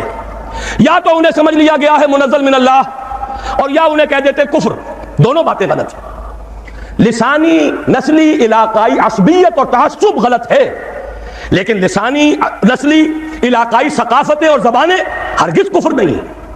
ہر ثقافت اپنا حق رکھتی ہے کہ پروان چڑھے، ہاں اس میں سے جو چیز کتاب و سنت کے منافی ہے وہ نکال دیجیے، باقی وہ ان کا حق ہے۔ ہر زبان برابر کی حقدار ہے کہ پروان چڑھے، کلمہ کے سوائے عربی زبان کے کوئی زبان مقدس نہیں، اور وہ بھی اس لیے نہیں کہ وہ عربوں کی زبان ہے، اس لیے کہ اس میں اللہ کی کتاب ہے، اللہ کا کلام ہے، اس میں اللہ کے رسول کے فرامین ہیں۔ براہ راست مطالعے کے لیے عربی زبان کا سیکھنا لازم ہے، ورنہ یہ ہے کہ اندھے کی لاٹھی جس کے ہاتھ میں چلی گئی وہ لے جائے گا۔ آپ کو جس نے جو بتا دیا قرآن میں یہ لکھا ہے، حدیث میں یہ لکھا ہے، آپ تو اس کے پیچھے چلنے پر مجبور ہوں گے۔ آنکھیں کھولیں، عربی پڑھیں اور دیکھیں کون کیا کہہ رہا ہے، قرآن اور سنت کے مطابق کہہ رہا ہے یا غلط کہہ رہا ہے۔ بہرحال عربی زبان اپنی جگہ، باقی لسانی ثقافتی جو فرق ہیں ان کو مٹانا ہرگز مقصود نہیں۔ قبائلی معاملات رہے، ہاشمی ہاشمی رہے، اموی اموی رہے، تائی تائی رہے، غفاری غفاری رہے، ثقفی ثقفی رہے، یہ سب کے سب قبیلے موجود رہے۔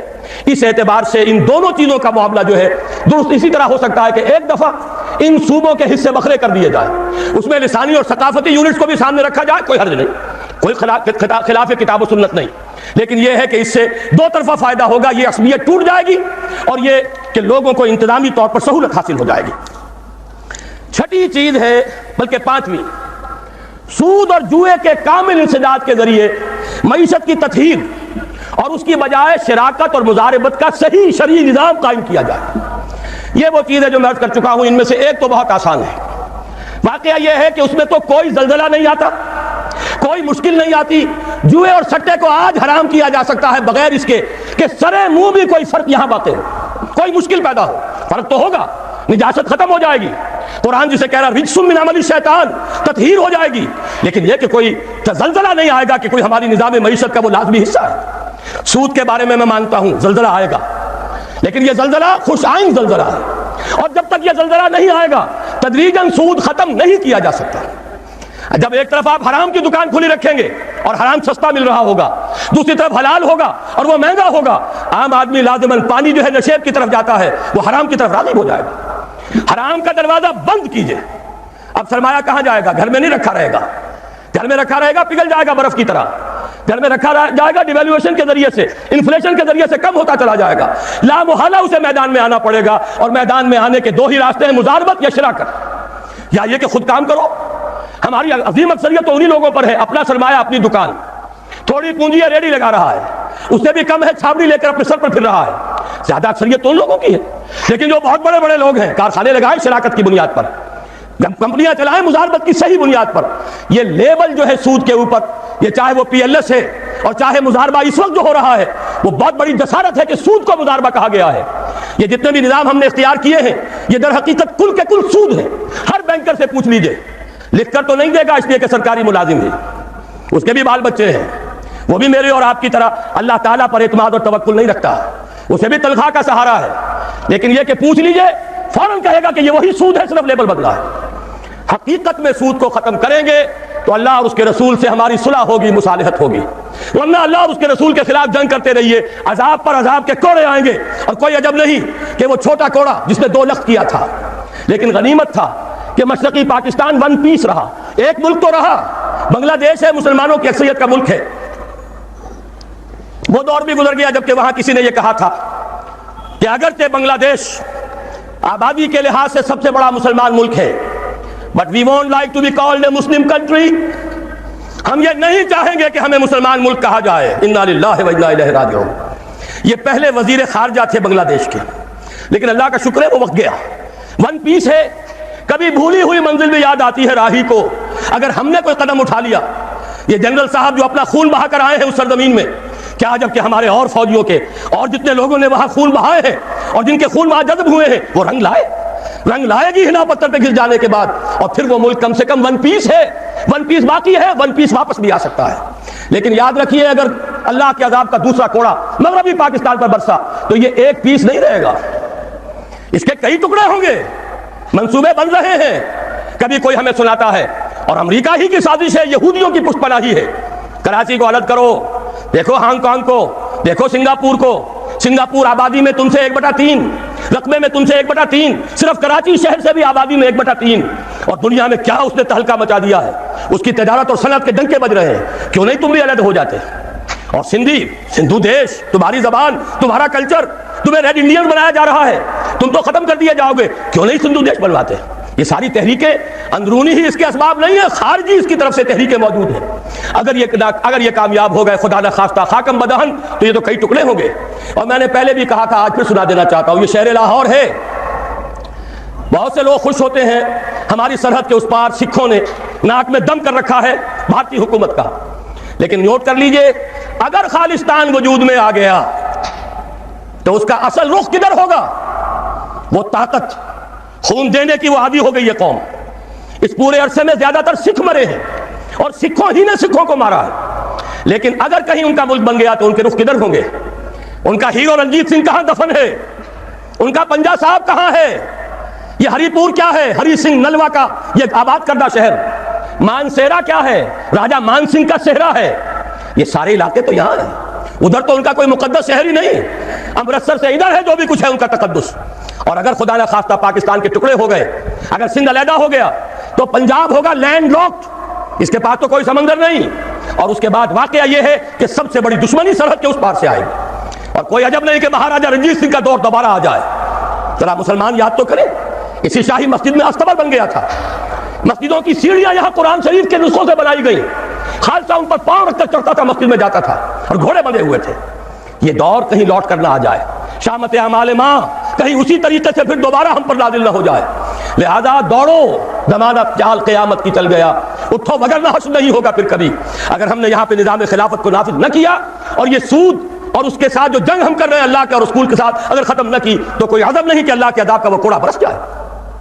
چھٹی چیز بڑی اہم ہے، لیکن ذرا سا اس میں ایک علمی مسئلہ ہے، میں اس لیے اس بڑے جلسے میں وہ بیان کر رہا ہوں کہ میں یہ چاہتا ہوں کہ اب آپ کی اپنی زبانیں بھی کھلیں، آپ لوگوں سے بات کریں، آپ علماء دین سے پوچھیں یہ چیزیں حقیقت ہیں یا نہیں، اگر ہیں تو اب تک کیوں چھپا کر رکھی گئی، کیوں ملوکیت کا اسلام ہی کا پرچار آج تک ہوتا رہا ہے۔ حضرت عمر فاروق کا ایک اجتہاد تھا، جو ملک مسلمانوں نے بزور شمشیر فتح کیے اس کی زمینیں کسی کی انفرادی ملکیت نہیں، مسلمانوں کی اجتماعی ملکیت، یہ مسلمانوں کے لیے وقف، مسلمان نہ صرف اس وقت کے مسلمان، آنے والے مسلمانوں کے لیے بھی وقف، ان کی بہبود، مجموعی بہبود کے لیے خرچ ہوگا۔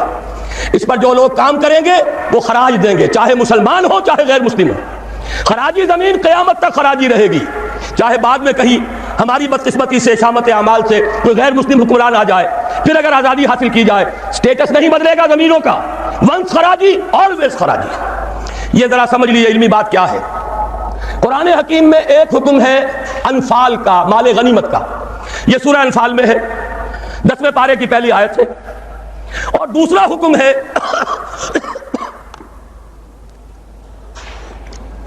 اموال فے کا، یہ سورہ حشر میں ہے۔ اموال غنیمت کا قانون یہ ہے کہ 5واں حصہ 1/5 بیت المال کا، 4/5 مجاہدین میں تقسیم ہو جائے گا۔ سوار ہے گھوڑا اور اونٹ بھی اس نے اپنا رکھا ہوا ہے تو اس کو دوہرا حصہ ملے گا، پیدل ہے اکیلا۔ اموال فے کیا ہے؟ کل کے کل بیت المال کے، کسی کا کوئی حصہ نہیں۔ عام خیال یہ تھا کہ یہ زمینیں جو فتح ہو رہی ہیں، عراق فتح ہو گیا، شام فتح ہو گیا، ایران فتح ہو گیا، مصر فتح ہو گیا، تصور تو کیجئے، the Fertile Crescent of the Middle East, سارا کا سارا فتح چند سالوں کے اندر اندر۔ چند ہزار صحابہ تھے جنہوں نے ان سارے علاقوں کو فتح کر لیا۔ اب انہوں نے مطالبہ کیا کہ جناب یہ مال غنیمت ہے، ہم نے جنگ کر کے فتح کیا، لہذا یہ زمینیں تقسیم کر دیجئے، 5واں حصہ رکھ لیجئے بیت المال کا۔ حضرت عمر نے فرمایا اگر میں نے یہ زمینیں اور یہ رقمیں تمہیں تقسیم کر دیے تو بعد کے آنے والے مسلمانوں کو کیا ملے گا؟ واقعہ یہ ہے کہ تاریخ انسانی کا بدترین جاگیردارانہ نظام قائم ہو جاتا اگر حضرت عمر یہ فیصلہ نہ کرتے۔ وہ عمر فاروق کان رائے موافقا بالکتاب والسنہ، کتاب اور وحی کے مطابق ان کی رائے، بلکہ میں کہتا ہوں وہی ان کی رائے کے مطابق نازل ہوئی۔ وہ عمر بن الخطاب جن کے بارے میں حضور نے فرمایا کہ لو کان بعدی نبی لکان عمر، میرے بعد کوئی نبی ہوتا تو عمر ہوتے، یہ ان کا اجتہاد ہے، اور یہ اجتہاد کسی مولوی کا نہیں، امیر المومنین کا ہے۔ جبکہ پوری ملت اسلامی ایک حکومت، ایک نظام، مذہب اور سیاست میں کوئی تفرقہ نہیں، وہی خطیب ہے مسجد نبوی کا اور وہی امیر ہے وہ حکومت کا، سربراہ ہے حکومت کا، اس کا اجماع اور خلافت راشدہ کا یہ اجماع، یہ تو گویا کہ ہمیشہ کے لیے اٹل قانون ہے۔ اس کے اوپر اس اجتہاد پر عمل کیجئے۔ زرعی زمین کی 2 قسمیں ہماری شریعت میں ہیں۔ جو مسلمان لڑے بھڑے بغیر ایمان لے آئے ان کی زمینیں ان کی ملکیت ہیں، جیسے مدینہ کے مسلمان، وہ تو لڑے نہیں، انہوں نے تو خود حضور کو لے کر اور ان کو دعوت دے کر وہ مدینہ تشریف لے کر آئے ہیں، لہذا ان کی زمینیں ان کی ملکیت رہی، ان سے عشر لیا گیا، یہ عشری زمینیں کہلاتی ہیں۔ جو زمینیں فتح ہوئی، جو ملک، یہ عشری نہیں خراجی ہیں، یہاں پر وہ ملکیت رہیں گی بیت المال کی، مسلمانوں کی اجتماعی ملکیت، وقف علی المسلمین۔ البتہ جو کام کرے مسلمان ہو، کاشتکار، مجوسی ہو، عیسائی ہو، وہ خراج دیں گے براہ راست بیت المال کو۔ پاکستان کا یہ سارا علاقہ مسلمانوں نے بدور شمشیر فتح کیا تھا، یہ کسی کے باپ کی جاگیر نہیں ہے۔ وہ جاگیر چاہے کبھی رنجیت سنگھ نے دی ہو، چاہے وہ انگریزوں نے دی ہو، چاہے اس سے پہلے کہ وہ سلاطین مغلیہ نے دی ہو، جن میں سے سوائے ایک اورنگزیب عالمگیر کے، باقی سب کا جو رویہ تھا وہ سب کو معلوم ہے کہ کیا تھا۔ اکبر اعظم نے تو یہاں سے دین محمدی کا جنازہ نکالنے کے لیے ایڑی چوٹی کا دور لگا دیا تھا، صلی اللہ علیہ وسلم، نیا دین الہی رائج کیا تھا وہ اکبر اعظم علیہ ما علیہ۔ ان کی دی ہوئی جاگیریں اور وہ مقدس ہو جائیں گی، انگریز کی دی ہوئی جاگیریں اور وہ مقدس ہو جائیں گی، رنجیت سنگھ کی دی ہوئی جاگیریں وہ مقدس ہو جائیں گی، معاذ اللہ۔ یہ تمام زمینیں بیت المال کی ہیں، وقف علی المسلمین، ان سے خراج جائے گا براہ راست بیت المال میں، آدھی یا اس سے بھی زائد یا اس سے کم، جو پوری پیداوار کا جائے گا وہاں اتنا ریونیو جمع ہوگا، اتنا ریونیو جمع ہوگا کہ بہت سے لعنتی ٹیکسوں سے نجات مل جائے گی، جن میں سب سے بڑا لعنتی ٹیکس جو ہے انکم ٹیکس ہے۔ عام کاروباری آدمی یا تو ہمہ وقت کلرک رکھے، اکاؤنٹنٹ رکھے، اور پھر اسے بازار سے بھی نہیں ملتی رسید، وہ سامان لے کر آتا ہے رسید نہیں دیتے، اب وہ جاتا ہے انکم ٹیکس افسر کے سامنے بھیگی بلی بنا کھڑا ہوا ہے، جھوٹ بولے، جھوٹ حلفیہ بیان دے، رشوت دے، اکاؤنٹنٹس کو دے، انکم ٹیکس آفیسر کو دے، چھوٹ جائے گا، جان بچ جائے گی، اور اگر جھوٹ نہیں بولے گا اپنی بھی ساتھ الٹ دے۔ لہذا تقریباً سب کے سب جھوٹے ہو گئے، جھوٹے حلف دیتے ہیں۔ جب جھوٹا حلف انسان نے دے دیا ایک معاملے میں تو یوں سمجھئے کہ کارک کھل گیا بوتل کا، اب تو جھوٹ ہی ہوگا، اسی کا راج ہوگا۔ یہ سب سے بڑا ملعون ٹیکس ہے کہ جس نے ہمارے ہاں صداقت کا، دیانت کا، امانت کا جنازہ نکال دیا۔ اور یہ سب کچھ کیوں؟ اس لیے کہ جو اصل آمدنی کا ذریعہ ہے وہ تو ہم نے جاگیرداروں کو دے رکھا ہے. ان کے محل سج رہے ہیں, ان کے بڑے بڑے بنگلے ہیں, ان کے عیش ہیں. ہاری کو دیکھو, یہاں کے کاشتکار کو دیکھو. ایک صاحب نے ایک دفعہ کہا تھا, جو پہلے لاہور میں رہتے تھے پھر کچھ عرصے جا کر ایک دیہات میں مقیم ہوئے, کہنے لگے خدا کی قسم میں دیکھ کر حیران رہ گیا ہوں, پنجاب کا دیہاتی کاشتکار خود نہیں نہاتا, ہفتوں اپنی بھینس کو ضرور نہلاتا ہے, لیکن خود نہانے کا کوئی تصور نہیں, وہ حیوان سے بدتر ہو کر زندگی گزار رہا ہے. یہی حال ہاریوں کا ہے. یہی آپ جا کر دیکھیے, وہ بیچارے بھیڑے بکریاں پالنے والے بلوچستان کا عام بلوچ, اور عیش کن کے ہیں سرداروں کے, عیش کن کے ہیں جاگیرداروں کے, زمینداروں کے. یہ سارا نظام ختم کر کے اور اس اجتہاد کے اصول پر یہ ساری زمینیں خراجی ہیں.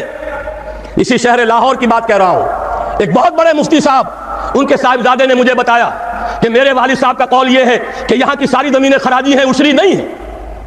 لیکن جب انہی کے دارالعلوم میں ہمارے ایک ساتھی نے استفتاء لکھ کر بھیجا, تو ان مفتی صاحب نے دستخط نہیں کیے, کسی اور چھوٹے مفتی سے, وہ جو مفتی صاحب ابھی سمجھئے کہ ابھی وہ ایکسرسائز ہی کر رہے ہیں, اپرینٹس ہیں, ان کے ہاتھ سے دستخط کروا کے بھجوا دیا, یہ تو عشری ہے. یہ حال ہمارے علماء کا ہو چکا ہے. کیوں ہو گیا ہے؟ یہ سارے ادارے کن سے چلتے ہیں؟ چندے کون دیتے ہیں؟ سرپرستی کون فرماتا ہے؟ وہ تو وہی لوگ ہیں. سرمایہ دار کا چندہ نہ ہو تو دارالعلوم نہیں چلے گا. سرمایہ دار کا چندہ نہ ہو تو یہ سارے جو بھی ٹھاٹ بچھے ہوئے ہیں, جو بڑی بڑی مسندیں سجی ہوئی ہیں, جو بڑی بڑی جائیدادیں بن گئی ہیں, ریاستیں بن گئی ہیں, یہ کہاں سے آئیں گی؟ لہذا سچ بات کیسے کہی جائے؟ ان کے لیے ہیں مشکلات ہیں, لیکن اب ہمیں حقائق کو علل اعلان کہنا ہوگا. وہ جو اقبال نے کہا تھا, وہ شعر تو آپ کو سنایا جنرل صاحب نے, کس نباشت در جہاں محتاج کس, نقطۂ شرع مبینی نس تو بس. اور میں آپ کو شعر سنا رہا ہوں جو حرف قل لفظ میں پوشیدہ تھی اب تک, اس دور میں شاید وہ حقیقت ہو نمودار. اور میں ابتدا میں کہہ چکا ہوں علامہ اقبال کی بات, میں ان کا ادنا طالب علم ہوں. ویسے میں انہیں کوئی معصوم نہیں سمجھتا, ان کی عملی زندگی ہمارے لیے مثالی نہیں ہے, قابل تقلید نہیں ہے. ان کا فکر ہے جو بہت بلند ہے. مجھے آج کے دور میں, اس پوری صدی میں, فکر کے اعتبار سے ان کے قریب بھی کوئی شخص نظر نہیں آیا آج تک. 60ویں برس میں ہوں اپنی عمر کے میں, اور مطالعہ کر رہا ہوں کم سے کم 40 برس سے. لیکن یہ کہ اپنی جگہ ہے, عظمت ایک پہلو سے بہت ہے, دوسرے پہلو سے وہ ہمارے لیے کوئی واجب التقلید نہیں. عملی زندگی خود وہ کہہ گئے, اقبال بڑا اپدیشک ہے, من باتوں میں موہ لیتا ہے, گفتار کا یہ غازی تو بنا, کردار کا غازی بن نہ سکا. کوئی بات نہیں, اللہ معاف فرمائے گا عمل کو. بات صحیح کہی ہے, اور وہ یہ کہی ہے کہ دور ملوکیت میں اسلام کے چہرہ انور پر جو پردے پڑ گئے تھے, آج وقت آیا ہے کہ ان پردوں کو اٹھا دیا جائے. ڈنکے کی چوٹ کہا جائے یہ زمینیں خراجی ہیں, کسی کی ملکیت نہیں ہے, کسی کے باپ کی جاگیر نہیں ہے, یہ سب مسلمانوں پر وقف ہے, ان کی بہبود کے لیے ہے. ان سے خراج براہ راست جائے, نیا بندوبست اراضی کیا جائے. جو پہلے کام کر رہے ہیں ان کا حق فائق ہے. الفضل للمتقدم پہلے موجود ہیں جو کام کر رہے ہیں, ورکیبل یونٹ بنا دیا جائے. اور یہ وہ بات ہے, سن 82 میں نے صرف 2 مہینے کی خطا کی تھی, ضیاء الحق صاحب کی شورا میں 2 اجلاس اٹینڈ کیے تھے, اور ڈنکے کی چوٹ کہا تھا کہ خدا کے لیے ایک کمیشن بٹھائیے, جید علماء بھی ہوں اس میں. جب وہ دیکھیں گے کہ موقع ہے سچ بات کہنے کا, تو بہت سے حضرات انشاءاللہ تعالی حق بیان کریں گے, لیکن یہ کہ ان کو موقع دیجئے, تحفظ دیجئے. اور یہ کہ بندوبست اراضی کے ماہرین کو بٹھائیے, زمین کا نیا بندوبست ہو جو اس ملک کے لیے مفید ہو, جو عوام کی بہبود میں ہو, جس سے عدل و انصاف کے تقاضے پیدا ہو, پورے ہو جائیں. اور سارا ریونیو بیت المال کو, خزانے کو, اس لیے کہ خراج کی رقم ہر مصرف میں آ سکتی ہے, دفاعی مصرف میں آ سکتی ہے, انتظامی مصرفوں میں آ سکتی ہے, جبکہ عشر اور زکوٰۃ صرف مسلمانوں کی بہبود پر خرچ ہو سکتا ہے. لیکن خراج کا معاملہ یہ ہے کہ بہت سی چیزیں جس کے لیے ہمیں ٹیکسیشن کا سہارا لینا پڑتا ہے, وہ سب کے سب بھی ہم اس خراج کی رقم سے پورا کر سکیں گے. بہرحال یہ بڑا مشکل کام ہے. اس مشکل ہی کے لیے دعوت دینے کے لیے آپ کی خدمت میں حاضری ہوئی. مشکل کے بغیر دنیا میں کبھی کچھ نہیں ہوا. قربانی کے بغیر, کہیں اسے آپ توہین رسالت نہ سمجھ لیں, معاذ اللہ ثم معاذ اللہ. قربانی کے بغیر محمد الرسول اللہ والذین معہ, اگر کسی کو حق پہنچتا تھا کہ انہیں کوئی تکلیف نہ پہنچتی اور انقلاب آ جاتا تو وہ محمد تھے صلی اللہ علیہ وسلم. وہ حقدار محبوب رب العالمین سید الاولین والآخرین, ان کو حق پہنچ سکتا تھا. ان کے پاؤں میں صرف کانٹے نہیں چوبے, وہ تو ابتدائی بات ہے جب چچی بچھا دیا کرتی تھی دروازے کے باہر کانٹے لا کر, ان پر تو پتھراؤ ہوا ہے, ان کا جسم مبارک لہو لہان ہوا ہے. وہ 3 برس کے لیے شیب بنی ہاشم میں محصور رہے ہیں, شدید ترین فاقے آئے ہیں. وہ 3 دن غار ثور میں چھپے ہوئے رہے ہیں, اور وہاں آپ نے اپنے آپ کو جو ہے محفوظ رکھا ہے. پھر کیا نہیں ہوا, جنگ بدر میں طویل ترین سجدہ کیا, اے اللہ کل جو مارکا ہونے والا ہے, اگر کہیں یہ 313 میرے 15 برس کی کمائی اگر کہیں یہ کل ختم ہو گئی تو پھر قیامت تک تیرا نام لینے والا کوئی نہ ہوگا. حضرت ابو بکر تھے جو جھونپڑی کے باہر پہرا دے رہے تھے ننگی تلوار کے ساتھ، انہوں نے عرض کیا حسبک حسبک، حضور بس کیجئے بس کیجئے۔ پھر کیا غزوہ احد میں دندان مبارک شہید نہیں ہوئے؟ کیا 70 صحابہ شہید نہیں ہوئے؟ جن میں ایک حمزہ بھی ہے رضی اللہ تعالیٰ عنہ، اسد اللہ و اسد رسول ہی تو ہے ہی، چچا بھی ہیں، خالہ زاد بھائی بھی ہیں، دودھ شریک بھائی بھی ہیں، ساتھ کے کھیلے ہوئے ہم جولی بھی ہیں۔ ان کی لاش آئی ہے، ناک کٹی ہوئی، کان کٹے ہوئے، پیٹ چاک کر کے کلیجہ چبا ہوا۔ اس کے بغیر انقلاب نہیں آیا تھا، اس کے بغیر نظام نہیں بدلتا۔ یہاں تو زرعی ٹیکس کوئی لگنے نہیں دیتا، مرکز سے ذرا سی کوئی پالیسی مجھے تو نہیں معلوم کہ کیا آئی ہوگی، مجھے کوئی توقع نہیں کہ وہاں سے کوئی خیر بھی آ سکتا ہے، لیکن یہ کہ کوئی ایسی تھی کہ وہ نازک مزاج شاہاں، ان کے لیے تو وہ بھی ناقابل برداشت ہو گئی۔ وہی آئی جے آئی کی حکومت مرکز میں، وہی آئی جے آئی کی حکومت یہاں، اور اس نے اس کے خلاف قرارداد پاس کر دی، اس لیے کہ ٹیکس نہیں دے سکتا، زمیندار نہیں، بیچارہ ایک تنخواہ دار ملازم 3000 4000 روپیہ جو آج کل کچھ بھی نہیں ہے، وہ تنخواہ لے رہا ہے، ایٹ سورس اس کا انکم ٹیکس کٹ جائے گا، انکم ٹیکس کٹے بغیر تنخواہ نہیں ملے گی۔ لیکن یہ کہ ان کے لیے کوئی ٹیکس نہیں، جو ٹیکس دینے کو تیار نہیں، جن پر ٹیکس نواز شریف صاحب لگا سکتے ہیں، نہ بے نظیر لگا سکی، نہ بے نظیر کا باپ لگا سکا، نہ نواز شریف صاحب کے جو سرپرست تھے وہ لگا سکے۔ ظاہر بات ہے کہ اس کے لیے تو جب تک جانی قربانی نہیں دی جائے گی، جب تک کہ ہزاروں لوگ اپنے خون کا نذرانہ دینے کو تیار نہیں ہوں گے، یہ ظلم کی رات ختم نہیں ہوگی۔ 7ویں چیز زکوٰۃ کی کامل تنفیذ، اس کو بھی تھوڑا سا سمجھیے۔ بہت بڑا مذاق ہم نے اڑایا ہے شریعت اسلامی کا، بینک ڈپازٹ پر زکوٰۃ لگا دی، بڑا تیر مارا، زکوٰۃ نافذ کر دی، گویا کہ دھوکہ دیا لوگوں کو۔ ایک دھوکہ دیا زکوٰۃ آ گئی، دوسرا دھوکہ دیا سود گیا، جاء الحق وزهق الباطل، تو گویا کہ سارا کام تو ہو گیا، لیکن آدمی دیکھ رہا ہے نہ میرے حال کے اندر کوئی تبدیلی آئی، نہ سرمایہ داروں کی سرمایہ داری میں کوئی کمی آئی، نہ غریبی اور احتیاج ختم ہوئی۔ ہسپتالوں میں جا کے دیکھیے کس طرح دھکے مل رہے ہیں، وہ تو جن کے پاس بڑی بڑی فیسیں دینے کے لیے پیسے ہوں وہ جائیں، جو بھی نرسری ہومز ہے بڑی سے بڑی وہاں پر جو فیس ادا کرے، غریب آدمی دھکا کھاتا ہے یا پانی لے کر آتا ہے، یا وہاں بھی لوٹ مار ہوتی ہے، پرچے لکھ دیے جاتے ہیں بازار سے جا کے دوا لے آؤ، اور اس میں سے بھی آدھی رکھ کر اسے آدھی استعمال کی جاتی ہے۔ یہ اس ملک میں ہو رہا ہے، جبکہ زکوٰۃ بھی آ گئی، سود بھی چلا گیا، جاء الحق بھی ہو گیا، زهق الباطل بھی ہو گیا، جبکہ کچھ بھی نہیں ہوا، دھوکہ ہی دھوکہ، فریب ہی فریب۔ صحیح کہا جنہوں نے کہا یہ سود کی نجاست میں سے ایک حصہ آپ نے لے لیا، 10% 15% سود دیا تھا، 2.5% لے لیا، سود کا چوتھا پانچواں حصہ لیا ہے، اللہ اللہ خیر صلی اللہ، نجاست ہی نجاست ہے، اس سے کیا خیر وجود میں آئے گا۔ ہاں کچھ مولوی خوش ہو گئے، کچھ مدرسوں کے وظیفے بن گئے، کچھ حقیقی اور کچھ مصنوعی دفتروں صرف رجسٹروں پر لکھے ہوئے مدرسے، ان کے لیے زکوٰۃ شروع ہو گئی۔ یہ ہوا ہے زکوٰۃ کی بدنامی کا دو طرفہ کام۔ زکوٰۃ حقیقت میں ہے کیا، اس کو سمجھ لیجئے۔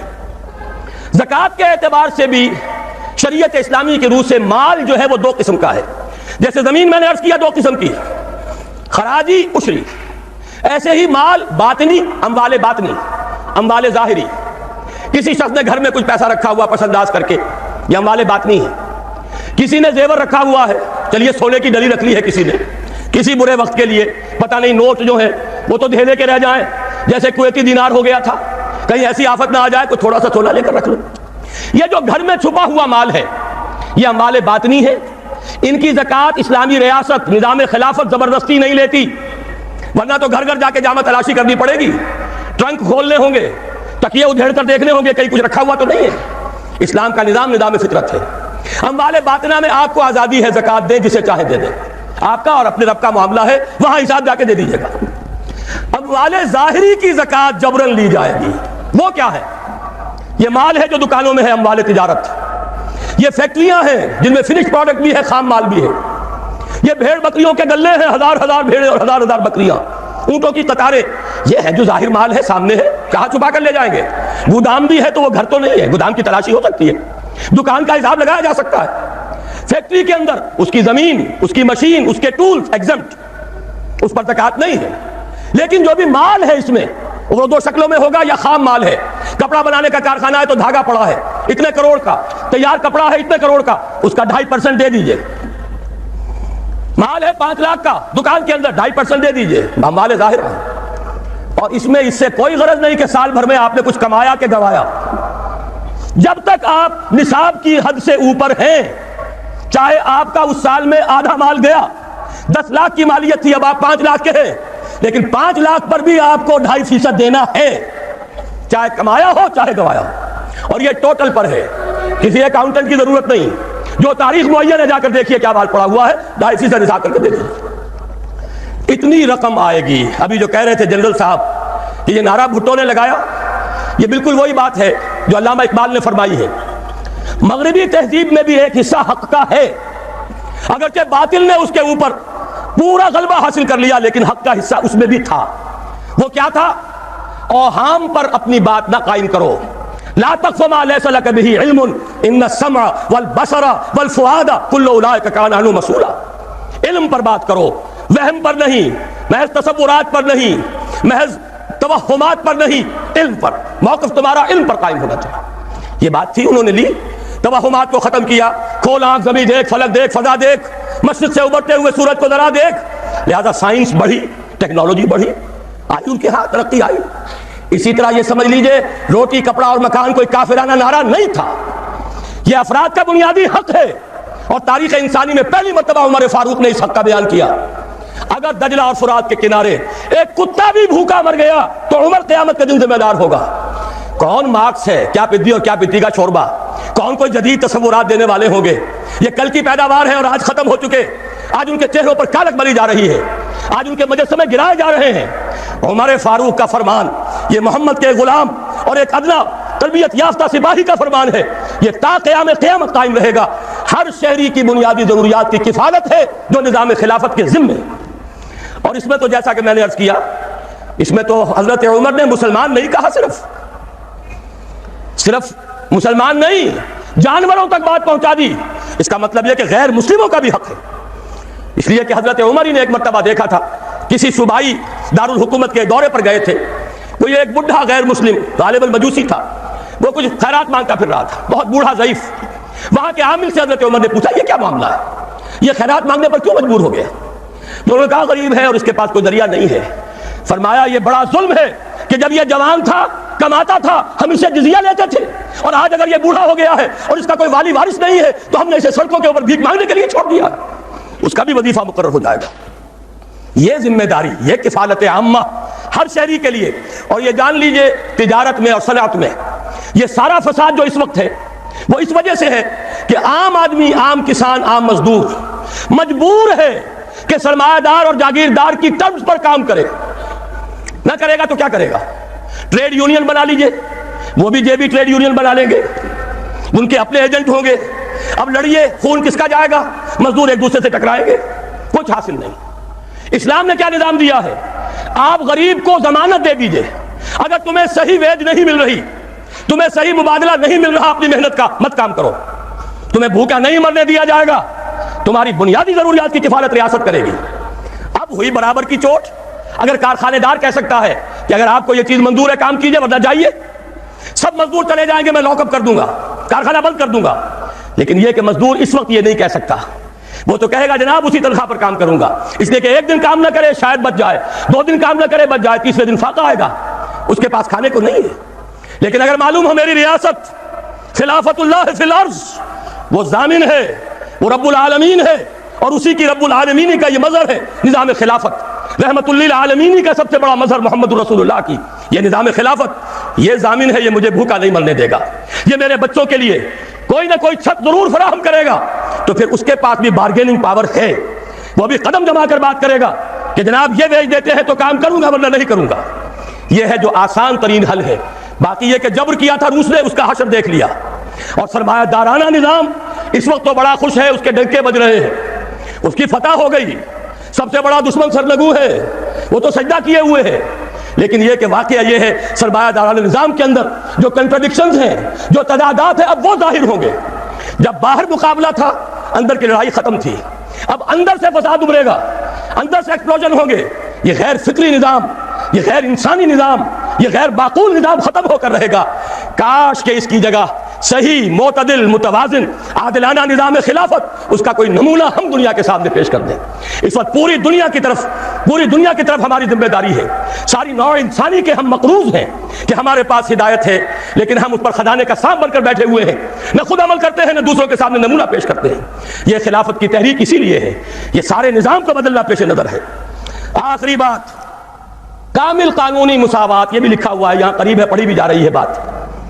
کوئی صدر مملکت، کوئی خلیفۃ المسلمین کوئی ترجیحی حقوق نہیں رکھتا.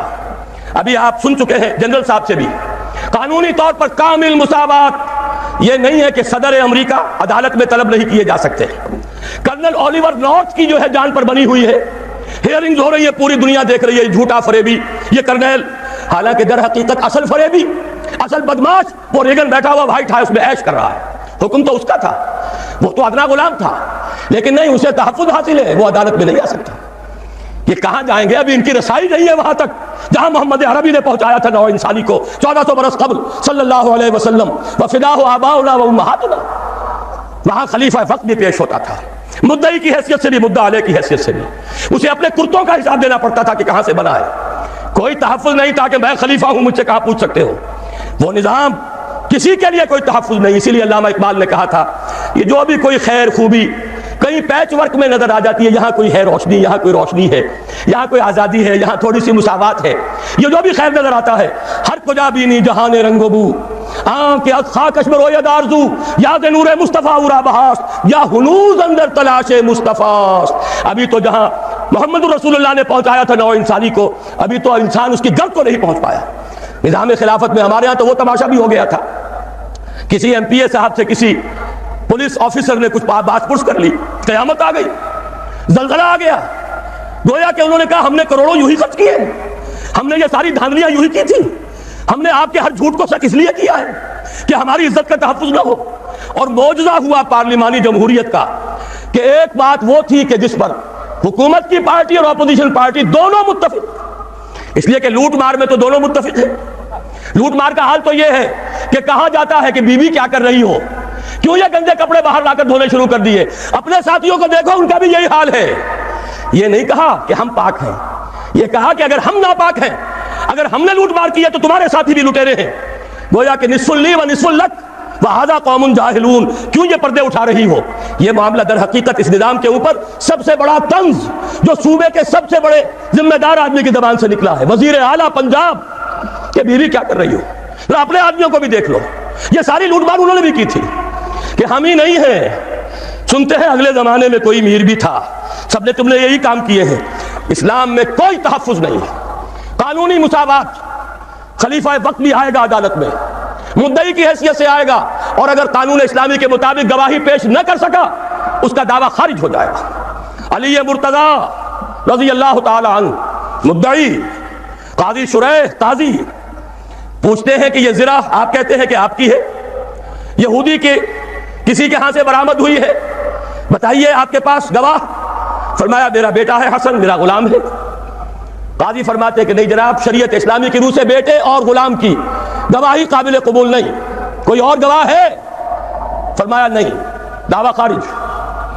کوئی شخص، قاضی شریح تو خیر بہت بڑی شے ہے، کوئی بات کا عام مسلمان بھی حضرت علی کے بارے میں یہ گمان کرے کہ وہ جھوٹ بول سکتے تھے تو ایمان کے لالے پڑ جائیں گے، ایمان ختم ہو جائے گا. کیا وہ جھوٹے مدعی تھے؟ ہرگز نہیں. لیکن قانون قانون ہے، قانون میں سب برابر ہوں گے. یہ ہے وہ مثال کہ جو دی گئی ہے. البتہ اس میں ایک اندیشہ ہوتا ہے کہ کچھ شریر لوگ کئی خلیفہ وقت کو مقدمہ بازی ہی کے اندر گھیرے رکھیں، اسے کوئی کام کرنے کا موقع نہ دیں. اس کے لیے تعزیرات ہیں، جس کی سب سے بڑی مثال، اگر کوئی شخص کسی دوسرے شخص پر زنا کا الزام لگائے اور اگر ثابت نہ کر پائے تو اگر وہ زانی یا زانیہ غیر شادی شدہ ہے تو اس کے 100 کوڑے لگتے. اگر ثابت ہو جاتا تو یہ جس نے الزام لگایا اور ثابت نہیں کر سکا اس کو 80 کوڑے لگیں گے. تیار ہو، آ جاؤ، لگاؤ الزام. ایسی ہی تعزیر جو ہے معین کی جا سکتی ہے کہ جو لوگ غلط کوئی مقدمہ قائم کریں گے، غلط الزام لگائیں گے خلیفہ وقت پر، اس کو یہ سزا ملے گی. اب جو رسک لے سکتا ہے آئے میدان میں. قانونی تحفظ نہیں ہے، البتہ یہ کہ اس قسم کی تعزیرات کے ذریعے سے اس معاملے کو ایک حد سے کے اندر رکھا جا سکتا ہے. نویں بات، شراب اور دوسری نشہ آور چیزوں کے مکمل استحصال کے لیے سخت تعزیری قوانین. کچھ کہنے کی ضرورت نہیں، کوئی اختلاف اس میں ہو ہی نہیں سکتا. آخری بات جو ایک بات میں کئی باتوں پر مشتمل ہے، مخلوط معاشرت کا سد باب. مخلوط قومیت حرام، مخلوط معاشرت حرام. عورت اور مرد، ان کا جدا جسمانی نظام، جدا نفسیاتی ساخت، جدا ذمہ داریاں، جدا دائرہ ہائے کار. البتہ کوئی قدغن نہیں، ڈاکٹر بننا چاہتی ہے لڑکی بنے، مفید ہے، عورتوں کا علاج کرے گی، مردوں کے پاس جانے کی ضرورت نہیں ہوگی. لیکن اختلاط نہ ہو. ان کے اسکول علیحدہ، ان کے کالج علیحدہ، ان کے ہسپتال علیحدہ، ان کی یونیورسٹی کیوں علیحدہ نہیں ہو سکتی؟ اگر فرض کیجئے ضرورت ہے کہ یہ دنیا جو ہے اقتصادی دنیا ہے، انسان اکنامک اینیمل بن کر رہ گیا ہے اور ہمیں مقابلہ کرنا ہے، تو ہماری عورتیں بھی کام کریں، ہاتھ بٹائیں مردوں کا صنعتی پروڈکشن میں، کوئی حرج نہیں، اسلام نے حرام نہیں کیا، لیکن ان کے لیے کاٹیج انڈسٹری کا بندوبست کیجئے، گھر میں مال پہنچائیے اور لیجئے مال وہاں سے، یا ایسے انڈسٹریل یونٹس قائم کریں جن میں عورتیں کام کریں، عورتیں ہی سپروائز کریں، لہذا اور ان کے جو کام کے گھنٹے ہیں اوقات کار کم رکھے جائیں تاکہ وہ گھر میں جا کر خاتون خانہ کے فرائض، فرائض بیوی کے فرائض وہ بھی صحیح طور سے انجام دے سکیں. ورنہ یہ کہ وہاں اگر ملازم رکھ لیا تو یہاں باہر آ کر کام کیا تو حاصل کیا ہوا؟ قومی سطح پر تو ادھر سے کمائی کی ادھر دے دی. اس اعتبار سے خالص اکنامک اعتبار سے بھی قطعاً اس کی کوئی ضرورت نہیں. کاٹیج انڈسٹری اور علیحدہ علیحدہ انڈسٹریل یونٹس یہ سارے کیجئے. آخر آپ سوچئے اگر زنانہ اسپتال میں نرس لیڈی ڈاکٹر عورتیں ہیں، نرسیں بھی عورتیں ہوں، کوئی حرج نہیں. مردانہ اسپتال میں عورتیں کیوں نرس ہوں؟ جو سکینڈلز ہوتے ہیں روز آتے ہیں، ڈاکٹروں اور نرسوں کے معاملات، پھر مریضوں اور نرسوں کے معاملات، روز کہانیاں آپ پڑھتے ہیں، لیکن یہ کہ آنکھ نہیں کھلتی. معلوم ہوتا ہے انگریز چھوڑ گیا ہے، وہ نائٹنگیل اس کا کوئی پیدا کردہ نظام، وہ یہ دنیا میں چلتا رہے گا. میں نے تو عرض کیا نا کہ معلوم ہوا جو شے وہ چھوڑ گیا ہے، پارلیمانی نظام جمہوریت سے لے کر کرکٹ کے گیم تک پوری وفاداری کے ساتھ بشرط استواری اسی کو ہم نے ایمان سمجھا ہوا ہے. اس سے نکل کر اور پھر یہ کہ عورت اگر باہر آئے مجبوراً ستر اور حجاب کے احکام کی پابندی کرائی جائے گی. ہمارے پڑوسی ملک میں کروا لی گئی، اگرچہ اب وہاں پر دوبارہ ڈھیل آ رہی ہے، اس کی کچھ اور وجوہات ہیں، لیکن ایک مرتبہ تو انہوں نے تماشا کر کے دکھا دیا ان کی تہذیب کو. یہ چونکہ مولانا ظفر علی خاں کا شعر ہے اس لیے سنا رہا ہوں، اگرچہ ایک لفظ اس میں غیر ثقہ آ گیا ہے. تہذیب نو کے منہ پہ وہ تھپڑ رسید کر جو اس حرامزادی کا حلیہ بگاڑ دے. کم سے کم انہوں نے ایک دفعہ تو کر کے دکھایا. کاش پاکستان جو اسلام کے نام پر بنا ہے وہاں ہم یہ بے حیائی، بے حجابی، فحاشی کا راستہ بند کر سکیں اور شرم اور حیا، فیملی لائف، گھریلو زندگی، اس کا سکون اور امن اور چین، شوہر اور بیوی کے درمیان باہمی اعتماد، یہ فضا دوبارہ پیدا ہو. اللہ کرے کہ ان لعنتوں سے جو مغربی تہذیب کی نقالی میں ہمارے آئی ہیں ہم ان سے چھٹکارا حاصل کر سکیں. بہرحال یہ 10 نکات ہیں. ذرا مہلت ہو، وقت تو زیادہ ہو گئی ہے لیکن یہ چکر لگا لیں گے، یہاں پر پڑھتے جائیں گے تو کوئی حرج نہیں ہے. اب سوال یہ ہے کہ یہ نظام آئے گا کیسے؟ میرے لیے بڑی سہولت ہے، میرے کچھ ساتھیوں نے پہلے ہی بیان کر دیا. پہلے یہ خلافت اپنی ذات پر نافذ کریں. ہمارا اپنا وجود ایک نفس ہے اور ایک ہمارے ہاں روح ہے، روح ربانی. وَنَفَخْتُ فِيهِ مِن رُوحِي، یہ روح خلیفت اللہ ہے، امر اللہ ہے. یسألونک عن الروح قل الروح من امر ربی، یہ روح حاکم ہو جائے، یہ خلیفت اللہ بن جائے نفس کے اوپر. پہلا کام یہ ہے، اسی کو کہا گیا ہے اصل جہاد. حضور نے فرمایا المجاہد من جاہد نفسہ. پوچھا کہ ای الجہاد افضل یا رسول اللہ؟ فرمایا ان تجاہد نفسک فی طاعت اللہ. پھر نمبر 2، آپ کا ایک دائرہ اختیار ہے، آپ کا گھر ہے، اس میں آپ خلیفت اللہ ہیں. اگر یہاں آپ اسلام کو نافذ نہیں کر سکتے تو اسلام کا نام زبان پر نہ لائیں. ہرگز فارم پر نہ کیجئے ہمارے ساتھ تعاون کا. اگر عزم کر لے کہ ہاں اب کروں گا تب فارم پر کیجئے، تب دستخط کیجئے.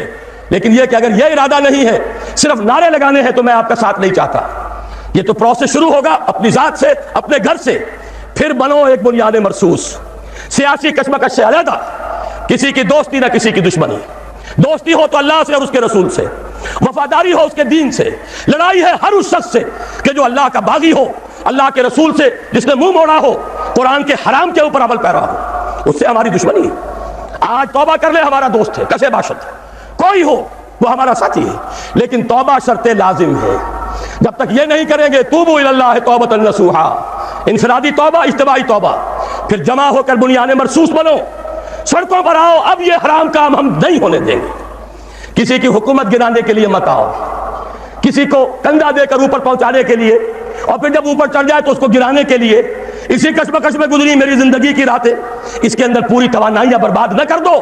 اسلام کے لیے آؤ جب آنا ہو، منکرات کے خلاف آؤ جب آنا ہو، ڈٹو اور منکرات کا استحصال کرو طاقت کے ساتھ، بالید، نہیں یعنی المنکر بالید. لیکن کب؟ جبکہ خود اپنے اوپر نافذ کر چکے ہو، جبکہ مل جل کر ایک طاقت بن چکے ہو، ایک جماعت کی شکل اختیار کر سکو، جبکہ ایک امیر کی بات سنو اور اس کی اطاعت کرو. تب یہ مظاہرے ہوں گے، تب میدان میں آنا ہوگا، تب للکاریں گے اور تب جانے نثار کریں گے. اللہ کرے کہ وہ وقت آ جائے ہماری زندگیوں میں آئے گولیاں ہیں اور ہمارے سینے ان کے سامنے ہوں، ہماری پیٹھ پر کوئی گولی نہ لگے، لیکن یہ کہ پہلے وہ مراحل طے کر کے۔ بہرحال اس کام کے لیے ہم نے تنظیم اسلامی قائم کی، بیعت کا اصول اختیار کیا۔ البتہ بعض حضرات نے کہا کہ ذرا ایک دائرہ اور پیدا کرو، جو لوگ اقرار کر لیں تم سے بیعت کریں نہ کریں، چھوڑ دو اس بات کو، اقرار کر لیں انہیں اپنا معاون سمجھو۔ جنرل صاحب بیٹھے ہوئے ہیں، انہوں نے سب سے پہلے آ کر مجھ سے یہ کہا کہ ایک ایسا ایکسٹینڈڈ پلیٹ فارم جس میں اور لوگ بھی آ سکیں۔ بیعت کا معاملہ بڑا مشکل ہے، بہت وقت طلب ہے، آدمی پوری طرح ٹھوک لے، بجا لے، دیکھ لے، پورا اطمینان کر لے تبھی ہمت کر سکتا ہے، لیکن یہ کہ کیوں اس سے پہلے لوگوں کو دور رکھتے ہو، کیوں نہیں کوئی تعاون کا خانہ جو ہے کھول دیتے۔ اس کا آغاز ہم نے کیا، اور بہرحال جب یہ پہلا میرا اعلان آیا، جنرل صاحب میرے گھر پر آئے، قرآن اکیڈمی میں آئے، انہوں نے فرمایا کہ سب سے پہلے میں اپنے آپ کو پیش کرتا ہوں۔ وہ جو معاہدہ ہے یہاں پر آپ کو جو دیا گیا ہے 4 ورقہ، اس میں وہ معاہدہ تعاون موجود ہے۔ 3 باتیں، نمبر 1 یہ جو کچھ میں نے بیان کیا اور جو کچھ کتاب آپ کے پاس ہے، اس میں جو بھی منشور بیان ہوا، جو طریقہ کار بیان ہوا، اگر اس سے اتفاق ہے، نمبر 1 عہد کریں کہ میں بھی شریعت پر کاربند رہنے کی پوری کوشش کروں گا، نمبر 2 اور نمبر 3 باقی اس خلافت کے لیے دامے درمے سخنے تن من دھن سے تعاون کرنے کے لیے تیار رہوں گا۔ یہ 3 عہد کر لیں تو فارم پر کر دیجئے، تاکہ ہم آپ کے ساتھ پھر رابطہ کریں گے، دیکھیں گے کتنے لوگ ہیں، پھر ان کی کوئی تنظیم ہو، ان کے کوئی کادرز ہوں، ان کو منظم کیا جائے۔ چلیے ان میں سے جو مطمئن ہوتے چلے جائیں گے، جو قریب آ کر دیکھ سکیں گے، تنظیم میں آئے، اصل تو وہی ہوگی، وہ جمعیت منظم لوگوں کی سم و طاعت فی المعروف کے بندھن میں بند جانے والی، وہ اصل طاقت ہوگی۔ جیسے حضور نے ایک بڑی پیاری تشبیہ دی ہے دین اسلام کی تعلیمات کے بارے میں، فرمایا اسلام کی ایک جڑ ہے اور وہ کلمہ شہادت ہے، ایمان ہے، ایک اس کا تنا ہے، وہ ہے اقامت الصلاۃ و ایتاء الزکوٰۃ، ایک اس کی چوٹی ہے وضربۃ السنام منہ الجہاد فی سبیل اللہ۔ میں نے یہی تمثیل اپنے بعض رفقا کو ابھی کراچی میں بتائی کہ ہماری یہ تحریک بھی اس کی ایک جڑ ہے، وہ جڑ ہے دعوت رجوع القرآن، خیرکم من تعلم القرآن وعلمہ، قرآن پڑھو، پڑھاؤ، سیکھو، سکھاؤ، اپنی آنکھوں سے پڑھنے کے قابل ہو جاؤ، اتنی عربی سیکھو کہ بغیر ترجمے کے، حجاب کے، براہ راست قرآن تم سے ہم کلام ہو سکے۔ تیرے ضمیر پہ جب تک نہ ہو نزول کتاب، گرا کسا ہے نہ راضی نہ صاحب کشاف۔ دوسرا اس کا تنا ہے وہ لوگ جو سم و طاعت فی المعروف کے بندھن میں بند جائیں، جو حکم دو گے مانیں گے بشرطے کہ کتاب و سنت کے خلاف نہ ہو، حکم دو گے آگے بڑھیں گے، اور حکم دو گے پیچھے ہٹو پیچھے ہٹ جائیں گے۔ یہ تنا ہے، یہ تنظیم اسلامی ہے، میری 15 برس کی اس کے اندر محنت لگی ہوئی ہے، 25 برس سے زیادہ کی محنت ہے۔ وہ دعوت رجوع القرآن، انجمن خدام القرآن، قرآن اکیڈمی، قرآن کالج، اب کراچی میں اکیڈمی بن گئی ہے، اب یہ فیصل آباد میں بن رہی ہے، ملتان میں ایک کام وہ ہے، اصلھا ثابت، اصل جڑ وہ ہے، پھر ہے یہ تنظیم اسلامی، اور اب یہ تنا ہے۔ اور عجیب بات ہے، یہ درختوں کے اوپر جو پتے ہیں، ڈالیاں ہیں، یہ ہوا میں ہلتی ہیں، حرکت تحریک خلافت ہے جس کا آغاز ہو رہا ہے۔ اس میں ہمیں معاون چاہیے، ساتھی چاہیے، تعاون کرنے والے چاہیے۔ وہ فارم آپ کے پاس ہے، جو بھی اسے پر کرے وہ یہیں دے جائے، یہاں پہ سٹالز بنے ہوئے ہیں، یہاں پر دستخط کرنے کے لیے پینسلیں ہیں، نام صاف، پتہ صاف لکھ کر دے دیجئے، اور یہ کہ بعد میں بھی اس پر پتہ درج ہے، گھر سے وہاں پر پر کر کے بھجوا دیجئے، آپ ہمارے ساتھی ہوں گے، اس کام میں معاون ہوں گے۔ چھوٹی چھوٹی 2 وضاحتیں۔ ایک وضاحت یہ ہے کہ جب تک یہ انقلاب نہیں آتا، جو عمل سیاسی ہمارے ملک میں جاری ہے، ہم چاہتے ہیں وہ جاری رہے اور دستوری سطح پر جاری رہے۔ مارشل لا اس ملک کے لیے سب میں قاتل ہے، مارشل لا کی کسی بھی کیفیت کو، کسی بھی حیثیت کو ہم صحیح نہیں سمجھتے اس ملک کے لیے۔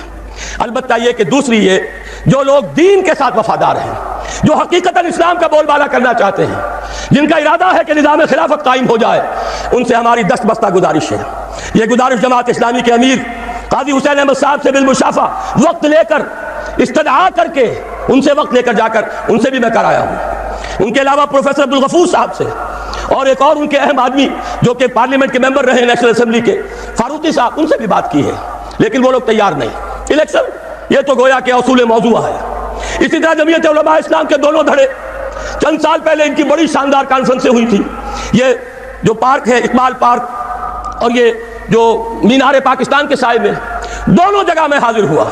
باتیں انقلاب کی، خاتمہ انتخاب پر۔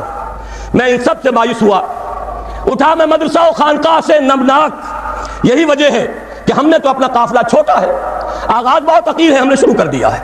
ان سے دست بستہ گزارش جاری رہے گی، خدا کے لیے اقتدار کی کشاکش سے علیحدہ کر لو۔ کتنے زور شور سے IJI بنائی تھی، معلوم ہوتا تھا کہ بس IJI کہ اسلام آیا کہ آیا، لیکن وہ IJI بھی آ گئی اور اس میں جو جماعتیں ہیں وہ نہایت مایوس بھی ہو چکی، شدید ترین تنقیدیں بھی کر رہے ہیں، انہی کے ووٹوں سے براجمان ہیں جا کر سینیٹر بن کر، انہی کی دھمکیوں پر منقار زیر پر بھی ہو جاتے ہیں، وہ جا کر ذرا ایک دفعہ ملاقات کر لیں تو دنیا پلٹ جاتی ہے۔ یہ وہ تماشا ہے جس نے دین کو بدنام کر کے رکھ دیا ہے، عوام کی امیدیں ختم ہو رہی ہیں، رجال دین پر سے اعتماد ختم ہو گیا تو دین پر سے ختم ہو جائے گا۔ دستبستہ گزارش ہے، خدا کے لیے ادھر سے نکل آؤ، یہاں سے ہٹ کر نہیں عن المنکر کے لیے ایک منظم طاقت فراہم کرو، پھر للکارو۔ تم سیاسی طور پہ نہ کسی کے حریف بنو نہ حلیف بنو، لیکن ہم حریف ہیں تو کفر کے، فحاشی کے، شرک کے، بے حیائی کے، اور اگر حلیف ہیں تو اللہ کے، اس کی کتاب کے، اس کے رسول کے، جیسے کہ حضور نے فرمایا الدین والنصیحہ، دین تو نصیحت ہے، وفاداری ہے، خیر خواہی ہے۔ پوچھا گیا لمن یا رسول اللہ، حضور کس کے ساتھ خلوص و اخلاص، کس سے وفاداری؟ فرمایا للہ ولکتابہ ولرسولہ ولائمۃ المسلمین وعامتہم، سب کے ساتھ خیر خواہی، نصح، بھلائی چاہنا، اور سب سے بڑی بھلائی کیا ہے؟ کلمہ خیر، امر بالمعروف نہی عن الخیر، وَلْتَكُن مِّنكُمْ أُمَّةٌ يَدْعُونَ إِلَى الْخَيْرِ وَيَأْمُرُونَ بِالْمَعْرُوفِ وَيَنْهَوْنَ عَنِ الْمُنكَرِ وَأُولَٰئِكَ هُمُ الْمُفْلِحُونَ۔ اللہم ربنا اجعلنا منہم، پروردگار ہمیں بھی ان میں شامل کر، اور ان دوسری دینی جماعتوں کو بھی اسی لائے عمل کو اختیار کرنے کی توفیق عطا فرما۔ آخری بات عرض کر رہا ہوں، میرا ایمان ہے اور میں سمجھتا ہوں جسے بھی محمد رسول اللہ کی رسالت پر ایمان ہے اس کو بھی یقین ہوگا یہ عالمی خلافت کا نظام لازماً قائم ہوگا، ایک گھر نہیں بچے گا جس میں یہ قائم نہ ہو، لیکن کب ہوگا، کہاں ہوگا، یہ ہم نہیں جانتے۔ ہو سکتا ہے تمام مسلمان اس وقت کے اللہ تعالیٰ کے ہاں راندہ درگاہ ہو جائیں اور کسی غیر مسلم قوم کے ہاتھوں مسلمانوں کو پٹوایا جائے اور پھر اسی کے ہاتھ میں اسلام کا جھنڈا دے دیا جائے۔ 750 سال قبل یہ بات ہو چکی ہے، تاتاریوں کے ہاتھوں پٹوایا، کروڑوں مسلمان مارے گئے، لیکن اس کے بعد وہی تاتاری اسلام لے آئے، وہی وفادار ہو گئے۔ ہے آیا فتنہ تاتار کے افسانے سے، پاسباں مل گئے کعبے کو صنم خانے سے۔ اب بھی ہو سکتا ہے۔ دوسری بات میں یہ عرض کر دوں، عالم عرب سے اب کوئی امید نہیں۔ عربوں کو جتنی فضیلت حاصل تھی اتنے ہی وہ عذاب الہی کے مستحق ہو چکے۔ ان کی زبان میں اللہ کا کلام نازل ہوا، اس سے بڑی فضیلت کوئی ہوگی؟ ان میں سے تھے محمد رسول اللہ صلی اللہ علیہ وسلم، اس سے بڑے فخر کی بات کوئی ہوگی؟ پھر غیروں کے دریوز اگر، پھر یہ ملوکیت کے ٹھاٹ، کہاں نظام خلافت اور کہاں یہ جانتا ہوں میں یہ امت حامل قرآن نہیں ہے، وہی سرمایہ داری بندہ مومن کا دین۔ جانتا ہوں میں کہ مشرق کی اندھیری رات میں بے ید بیضا ہے پیران حرم کی آستین۔ ظاہر بات ہے کہ جب ان کا طرز عمل یہ ہے، کوئی روس کا پجاری تھا، کوئی امریکہ کے گھڑے کی مچھلی، کوئی ان کا نمک پروردہ، کوئی ان کی زیر حفاظت، وہ تو عذاب کے شکنجے میں آ چکے ہیں۔ نیو ورلڈ آرڈر جو جیو ورلڈ آرڈر ہے، یہ عالم صہیونیت اس کے 100 برس کے خوابوں کی تعبیر ہے جو ہو رہی ہے۔ 1898 میں انہوں نے ایک نقشہ بنایا تھا، 1948 میں 50 برس بعد اسرائیل قائم ہو گیا، اور اب 3-4 برس کے اندر اندر گریٹر اسرائیل نظر آ رہا ہے، دیکھنے والے دیکھ رہے ہیں، حقیقت میں تو بن چکا ہے۔ یہ تو صرف اشک سوئی ہے عربوں کی، جو یہ بیکر صاحب 6واں دورہ اور 7واں دورہ اور 8واں دورہ، اور آج یروشلم میں اور کل قاہرہ میں اور پرسوں عمان میں، یہ سب دھوکہ اور فریب۔ کچھ گیدڑ بھپکیاں بھی اسرائیل کو دیتے ہیں لیکن ڈٹا ہوا ہے، اور نظر آ رہا ہے اب تو یہ ہے کہ اگر مسلمان ممالک میں کسی میں یہ خلافت کے نظام کا چرچا ہو سکتا ہے تو میں یہ سمجھتا ہوں کہ سب سے بڑا حق بھی ہے اور سب سے بڑا فضل بھی ہے اللہ کا کہ پاکستان سے ہو۔ 400 برس کی تاریخ، سارے عظیم مجددین امت یہاں پیدا ہوئے، مجدد الفسانی، شاہ ولی اللہ دہلوی، شہیدین کی تحریک جن کا خون جذب ہوا یہاں بالا کوٹ میں، پھر اس دور میں علامہ اقبال جیسا نابغہ، مولانا ابوالکلام آزاد جیسا داعی القرآن، اگرچہ بعد میں وہ صرف آزادی ہند کی تحریک کے لیے خاص ہو گئے، مولانا مودودی جیسا مفکر اور مصنف، اسی طریقے سے مولانا الیاس صاحب کی جماعت، اتنی عظیم حرکت، یہ سب کے سب جو ہے کچھ اشارات ہیں فطرت کے۔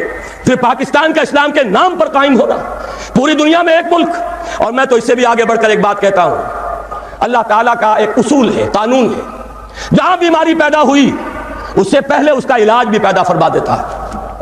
یہ حدیث مجھے نہیں معلوم سند کے اعتبار سے اس کا کیا مقام ہے، لیکن عام طور پر بیان ہوتی ہے، حدیث نہیں تو ایک حکیمانہ قول ہے، ما انزل اللہ من داء الا انزل له دواء، اللہ نے کوئی بیماری نازل نہیں کی جس کی دوا بھی نہ اتار دی ہو۔ اور مولانا حالی نے بھی کہا تھا کوئی مرض ایسا نہیں ہے کہ جس کی دوا حق نے کی ہو نہ پیدا۔ یہ معاملہ صحیح ہے.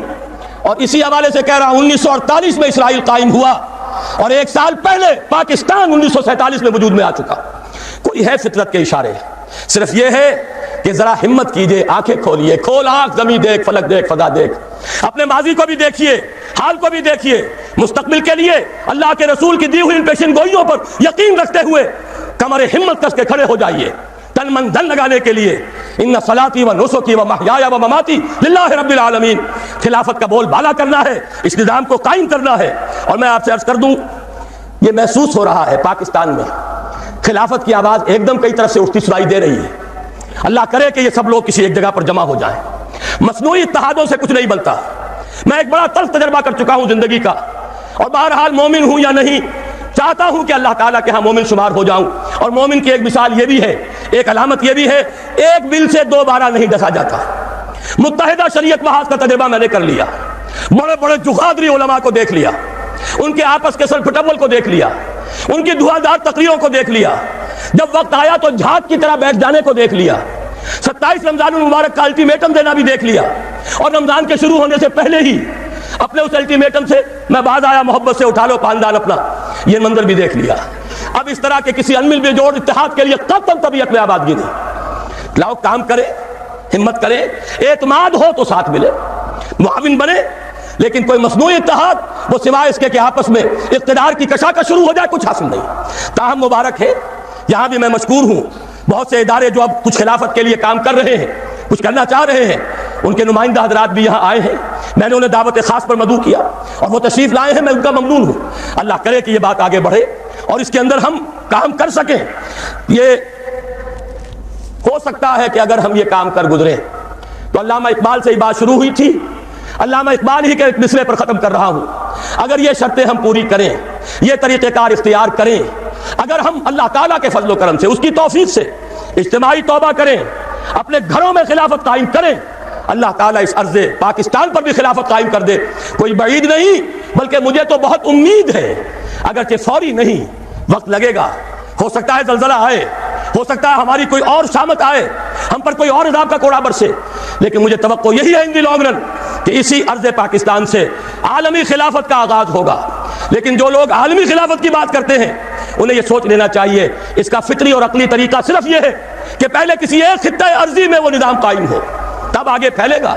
گھر میں بیٹھ کر پورے عالم کی باتیں کرنا بہت آسان, وہاں تو شاہ فہد بیٹھے ہوئے ہیں, لمن الملک اليوم, بادشاہی تو ان کی ہے, billions and billions of dollar کے محل تو ان کو بنتے ہیں. اپنی ملوکیت کے تحفظ کو لیے یہود و نصارہ کی فوجیں لا کر جزیرہ نما عرب میں انہوں نے بٹھائی ہیں.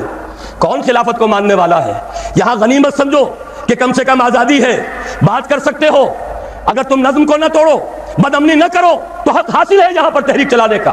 منظم ہو, پرامن ہو, دستور آپ کو حق دیتا ہے. حق کہیے, حق کا بول بالا کرنے کے لیے جب طاقت ہو تو میدان میں آ جائیے, گولیاں کھائیے, جانے دیجیے, کوئی آپ کے اوپر قدغن نہیں ہے. کیا عجب کہ اللہ تعالیٰ اس سرزمین کو چن لے, ہمیں توفیق دے, اور اس کے نتیجے میں میرے عرب کو آئی ٹھنڈی ہوا جہاں سے, میرا وطن وہی ہے, میرا وطن وہی ہے. کاش کہ اس شعر کا مصداق کامل ارض پاکستان بن جائے. تو ابلیس کی مجلس شورا میں بڑا پیارا شعر ہے, وہ یہودی فتنہ گر, وہ روح مصدق کا بروز, ہر قبا ہونے کو ہے اس کے جنون سے چاک چاک. یہ ایک یہودی فتنہ گر مارکس نے وہ تصور دنیا کو دیا جس نے عظیم انقلاب برپا کیا روس کے اندر, بولشوک ریولوشن, اور جو پھر آدھی دنیا تک پھیل گیا. آج سے 50 سال پہلے امریکہ کانپتا تھا, روس کے سامنے کھڑا ہوا کانپ رہا تھا, اس لیے کہ روس سائنٹیفک ترقی میں امریکہ سے بہت آگے تھا. اس کے ایسٹروناٹس پہلے گئے ہیں خلا کے اندر, امریکہ تو بہت پیچھے تھا. بہرحال اس نے جس طریقے سے USSR کا خاتمہ کرایا ہے وہ ایک علیحدہ بات ہے, میں اس وقت اس طرف نہیں جانا چاہتا, لیکن جان لیجئے کہ وہ ایک شخص کا کارنامہ, وہ یہودی فتنہ گر, وہ روح مصدق کا بروز, ہر قبا ہونے کو ہے اس کے جنون سے تار تار. اسی طرح وہ عبداللہ ابن سبا یہودی فتنہ گر. آج اہل تشیع میں سے بعض حضرات کہتے ہیں کہ یہ عبداللہ ابن سبا یہ تو افسانوی شخصیت, اس کی حقیقت کوئی تھی ہی نہیں. حالانکہ ان کی اپنی کتاب میں رجال کشی کے اندر اس کا ذکر موجود ہے, اور یہ بھی موجود ہے کہ حضرت علی رضی اللہ تعالیٰ عنہ نے اپنے عہد خلافت میں اسے زندہ جلوایا ہے. اس کی وجہ کیا تھی؟ یہ آیا مدینے کے اندر اسلام کا لبادہ اوڑھ کر, اس نے چند عقیدوں کی اشاعت شروع کی. سب سے پہلے حضرت علی تو خدا ہیں, گاڈ انکارنیٹ, اوتار کا تصور, جیسے ہندوؤں میں ہے رام چندر جی خدا کا اوتار, اور عیسائیت میں بھی پہلے گاڈ انکارنیٹ کا تصور تھا کہ حضرت مسیح خدا کا اوتار ہے، انکارنیشن آف گاڈ. تو اس نے کہا کہ حضرت علی تو خدا کا اوتار ہے، خدا ہے. نمبر 2 اس نے کہا کہ ہر نبی کا ایک وصی ہوتا ہے جس کے حق میں وہ وصیت کرتا ہے. تو حضور صلی اللہ علیہ وسلم کے وصی حضرت علی ہیں، لہذا خلیفہ تو اول روز سے حضرت علی ہیں. حضرت ابو بکر، حضرت عمر، حضرت عثمان، یہ تو غاصب ہیں. اور حضرت عثمان کی خلافت تھی اس وقت خاص طور پر. پھر اس نے جو قبائلی عصبیت تھی اسے بھڑکایا.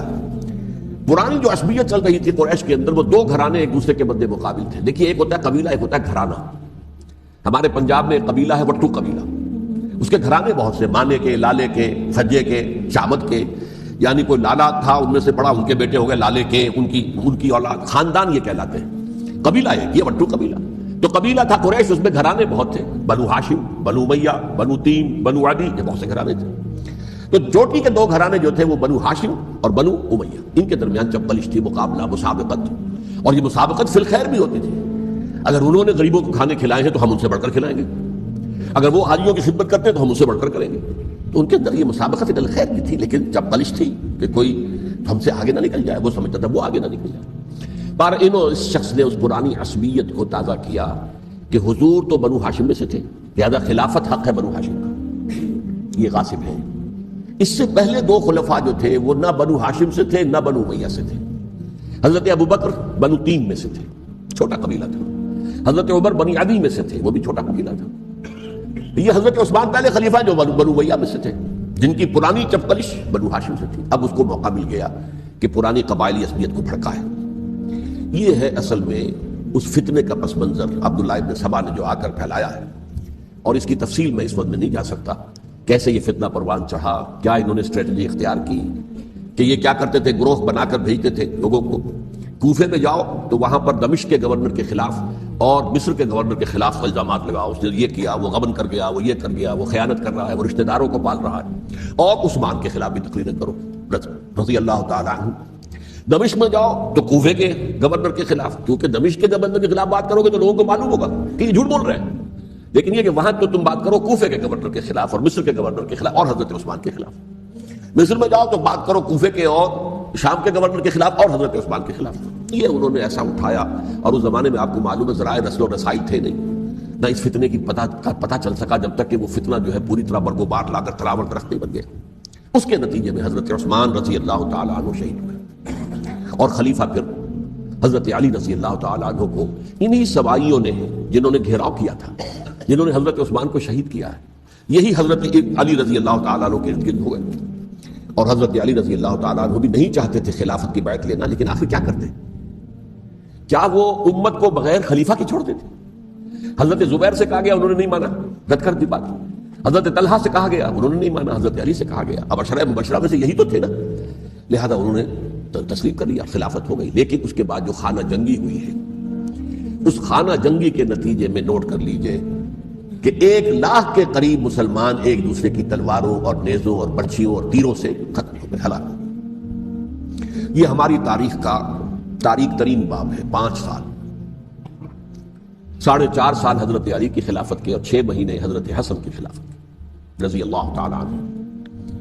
اس سے کیا ہوا کہ ایک طرف تو اسلام کی جو توسیع ہو رہی تھی، تھمتا نہ تھا کسی سے سیل رواں ہمارا، وہ سیلاب رک گیا. انٹرنل سیبوٹاج ہو گئی نا، اب تو اندر ہی آپس ہی میں اگر دستوں گریبان ہو گئے تو باہر اب کیا توسیع کرتے ہیں، وہ توسیع کا عمل رک گیا. اور یوں سمجھیے کہ جیسے ٹرک اگر کبھی چل رہا ہو، بھرا ہوا ہو، لوڈڈ، اور وہ چڑھائی چڑھ رہا ہو، تو اگر کہیں موشن ٹوٹ جائے، ٹرک کو رکنا پڑے، تو ڈرائیور کے جان پر بن جاتی ہے، اس لیے کہ اس کو دوبارہ سٹارٹ کرنا، اور جبکہ وہ چڑھائی پر ہے، انکلائن پر ہے، آسان کام نہیں ہوتا. خطرہ ہوتا ہے وہ پیچھے جو ہے وہ نہ جائے. اور پہاڑی علاقوں میں آپ کو معلوم ہے ذرا پیچھے چلے جانے کا مطلب جو ہے بہت خطرناک جو ہے نتیجہ نکل سکتا ہے. بہرحال حضرت علی رضی اللہ تعالیٰ عنہ نے اپنے خلافت میں ایک کام یہ کیا.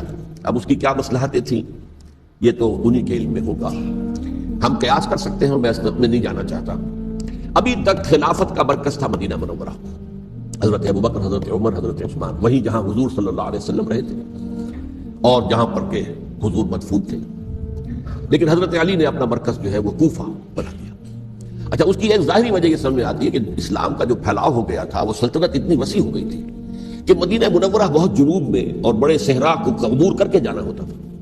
کوفہ جبکہ ایسی مقام پر تھا کہ جہاں سے مشرقی راستہ جا رہا ہے ایران کو، عراق کے اندر تو ہے وہ شہر کوفہ، اور پھر ایران اور خراسان اور ہندوستان کو راستہ جا رہا ہے، وہیں سے شمال کی طرف جا رہا ہے، شام کی طرف اور ترکی کی طرف، اور وہاں سے پھر یہ کہ مغربی افریقہ کو بھی کنٹرول کرنا، جو شمالی افریقہ کو وہ بھی آسان تھا۔ بہرحال حضرت علی نے کوفہ کو اپنا مرکز بنایا، اور نتیجہ یہ ہوا کہ سبائیوں کا بھی مرکز وہی بن گیا، چونکہ انہوں نے اپنے آپ کو گردا گرد رکھا حضرت علی کے رضی اللہ تعالیٰ عنہ۔ اب ظاہر بات ہے کسی پرٹیکولر پرسن کے خلاف تو کوئی مقدمہ موجود تھا نہیں، بلکہ جب جنگ جمل ہو رہی تھی، ابھی جنگ نہیں ہوئی تھی، حضرت عائشہ، حضرت طلحہ، حضرت زبیر وہ لے کر آئے تھے ایک لشکر اس مطالبے کے لیے کہ حضرت عثمان کے قاتلوں کو سزا دی جائے، قصاص لیا جائے۔ حضرت علی رضی اللہ تعالیٰ عنہ سے گفت و شنید ہو رہی تھی، حضرت علی جو ہے اس پر آمادہ ہو گئے کہ ٹھیک ہے، میں جو بھی قاتلین عثمان ہیں ان کو گرفتار کر کے سزا دوں گا۔ این اسی وقت کوفے کی مسجد کے اندر جو ہے 10,000 کا مجمع کھڑا ہو گیا، ہم سب قاتل عثمان ہیں، لو ہم سے بدلہ کہاں سے لوگے؟ اور انہوں نے کیا کیا، جاتے ہی جنگ چھیڑ دی، جب چھڑ جائے تو یا مرو یا مارو، اس کے سلاوت کو چارہ کار ہوتا ہی نہیں۔ ایک رات میں 10,000 مسلمان شہید ہوئے، جن میں 2 عشرہ مبشرہ میں سے حضرت زبیر اور حضرت طلحہ رضی اللہ تعالیٰ۔ تو یہ صورت تھی، سبائیوں نے گھیراؤ کیا حضرت علی کا رضی اللہ تعالیٰ۔ حضرت معاویہ دعوے دار نہیں تھے خلافت کے، قطعاً نہیں، ان کا صرف ایک دعویٰ تھا، اور وہ یہ تھا کہ عثمان کے قاتلوں کو گرفتار کرو، یا خود سزا دو یا ہمارے حوالے کرو، ہم اس سے قصاص لیں گے۔ اس لیے کہ قبیلہ بنو امیہ کا تھا، اور حضرت ابی معاویہ بنو امیہ میں سے، تو ایک خاندانی طور پر جو ہے ہم قصاص لیں گے ان سے جنہوں نے قتل کیا ہے حضرت عثمان کو۔ لیکن یہاں ظاہر بات ہے کہ حضرت علی رضی اللہ تعالیٰ عنہ کی طرف سے مطالبہ یہ ہوتا تھا تم پہلے میری بیعت کرو، میرے ہاتھ مضبوط کرو تاکہ میں ان کے خلاف کوئی اقدام کر سکوں۔ لیکن انہیں یہ اندازہ تھا کہ اگر میں نے بیعت کی تو ظاہر بات ہے کہ حضرت علی تک پہنچنے سے پہلے مجھے گردن اڑا دیں گے یہ لوگ، اس لیے کہ سبائی جو ہے وہ آپ کو گھیرے ہوئے۔ بہرحال ایک عجیب الجھاؤ، ایک ڈائلیما تھا جس کی وجہ سے یہ جنگ چلتی رہی، اور حضرت علی رضی اللہ تعالیٰ عنہ کو انہی کے شیعان علی ہی کے اندر سے وہ جماعت علیحدہ ہوئی تھی جس کو ہم خوارج کے نام سے جانتے ہیں، اور ایک خارجی ابن ملجم ہی نے حضرت علی کو شہید کیا رضی اللہ تعالیٰ عنہ۔ پھر حضرت حسن رضی اللہ تعالیٰ عنہ، اب دیکھیے کس قدر صحیح بات تھی جو حضرت علی رضی اللہ تعالیٰ عنہ نے فرمائی جب ان سے کہا گیا کہ کیا ہم آپ کے بیٹے حسن کے ہاتھ پر بیعت کر لیں رضی اللہ تعالیٰ عنہ۔ فرمایا نہ میں تمہیں اس کا حکم دیتا ہوں نہ میں اس سے روکتا ہوں، یہ تمہارا معاملہ ہے، امرہم شورا بینہم، تم اپنے باہمی مشورے سے جو فیصلہ کرو گے ٹھیک ہے، میں نہ حکم دیتا ہوں نہ روکتا ہوں۔ اس کا کیا مطلب ہے؟ باپ کے بعد بیٹے کی خلافت ہرگز حرام نہیں ہے، ورنہ کہتے کیسے ہو سکتا ہے میرا بیٹا؟ نہیں، یہ نہیں کہا ہم نے۔ حضرت عمر سے بھی کہا گیا تھا کہ اپنے بیٹے کو نامزد کر دیں، عبداللہ ابن عمر کو، تو انہوں نے جواب میں کیا کہا؟ اسے تو طلاق دینی بھی نہیں آتی۔ انہوں نے اپنی کسی زوجہ کو طلاق دی تھی، اور اس میں جو صحیح ترین طریقہ ہے وہ اختیار نہیں کیا تھا، انہیں طلاق دینے تک نہیں آتی تو میں اسے خلیفہ بنا دوں۔ یہ نہیں کہا تھا کہ باپ کے بعد بیٹا خلیفہ نہیں ہو سکتا، یہ تو نہیں تھا، کہیں حرام نہیں ہے، نہ کتاب و سنت میں، نہ کوئی حدیث ہے، نہ کہیں قرآن مجید میں۔ تو حضرت علی نے بھی فرمایا رضی اللہ تعالیٰ، نہ میں روکتا ہوں نہ حکم دیتا ہوں، یہ تمہارا اپنا معاملہ ہے۔ بہرحال حضرت حسن رضی اللہ تعالیٰ عنہ نے حضرت امیر معاویہ سے صلح کر لی، خلافت ان کے سپرد کر دی۔ دیکھیے میں حضرت ابوبکر، حضرت عمر، حضرت عثمان، حضرت علی کے ساتھ حضرت حسن کے دور خلافت کو بھی خلافت راشدہ میں سے سمجھتا ہوں، اور تبھی 30 سال پورے ہوتے ہیں اس حدیث کے مطابق کہ حضور نے فرمایا خلافت 30 برس رہے گی پھر ملوکیت آ جائے گی۔ تو حضرت حسن کا بہت بڑا کارنامہ یہ ہے کہ اس خانہ جنگی کا دروازہ بند کر دیا، اور یہ پیشن گوئی تھی حضور کی صلی اللہ علیہ وسلم حضرت حسن کو، جب بچے ہی تھے حضور کے انتقال سے پہلے، میرا یہ بیٹا مسلمانوں کے 2 گروہوں میں صلح کرائے گا، یہ حضور کی پیشن گوئی تھی، اور وہ پیشن گوئی حضرت حسن کے علم میں بھی ہوگی یقیناً۔ بہرحال انہوں نے صلح کی حضرت امیر معاویہ کے ساتھ رضی اللہ تعالیٰ عنہ، خلافت ان کے حوالے کر دی، اور کچھ شرائط تھیں طے ہو گئی، اللہ اللہ خیر سلام۔ السلام علیکم سامعین، ڈاکٹر اسرار احمد صاحب کے مزید بیانات سننے کے لیے ہمارے چینل صدائے ایمان کو سبسکرائب کیجیے۔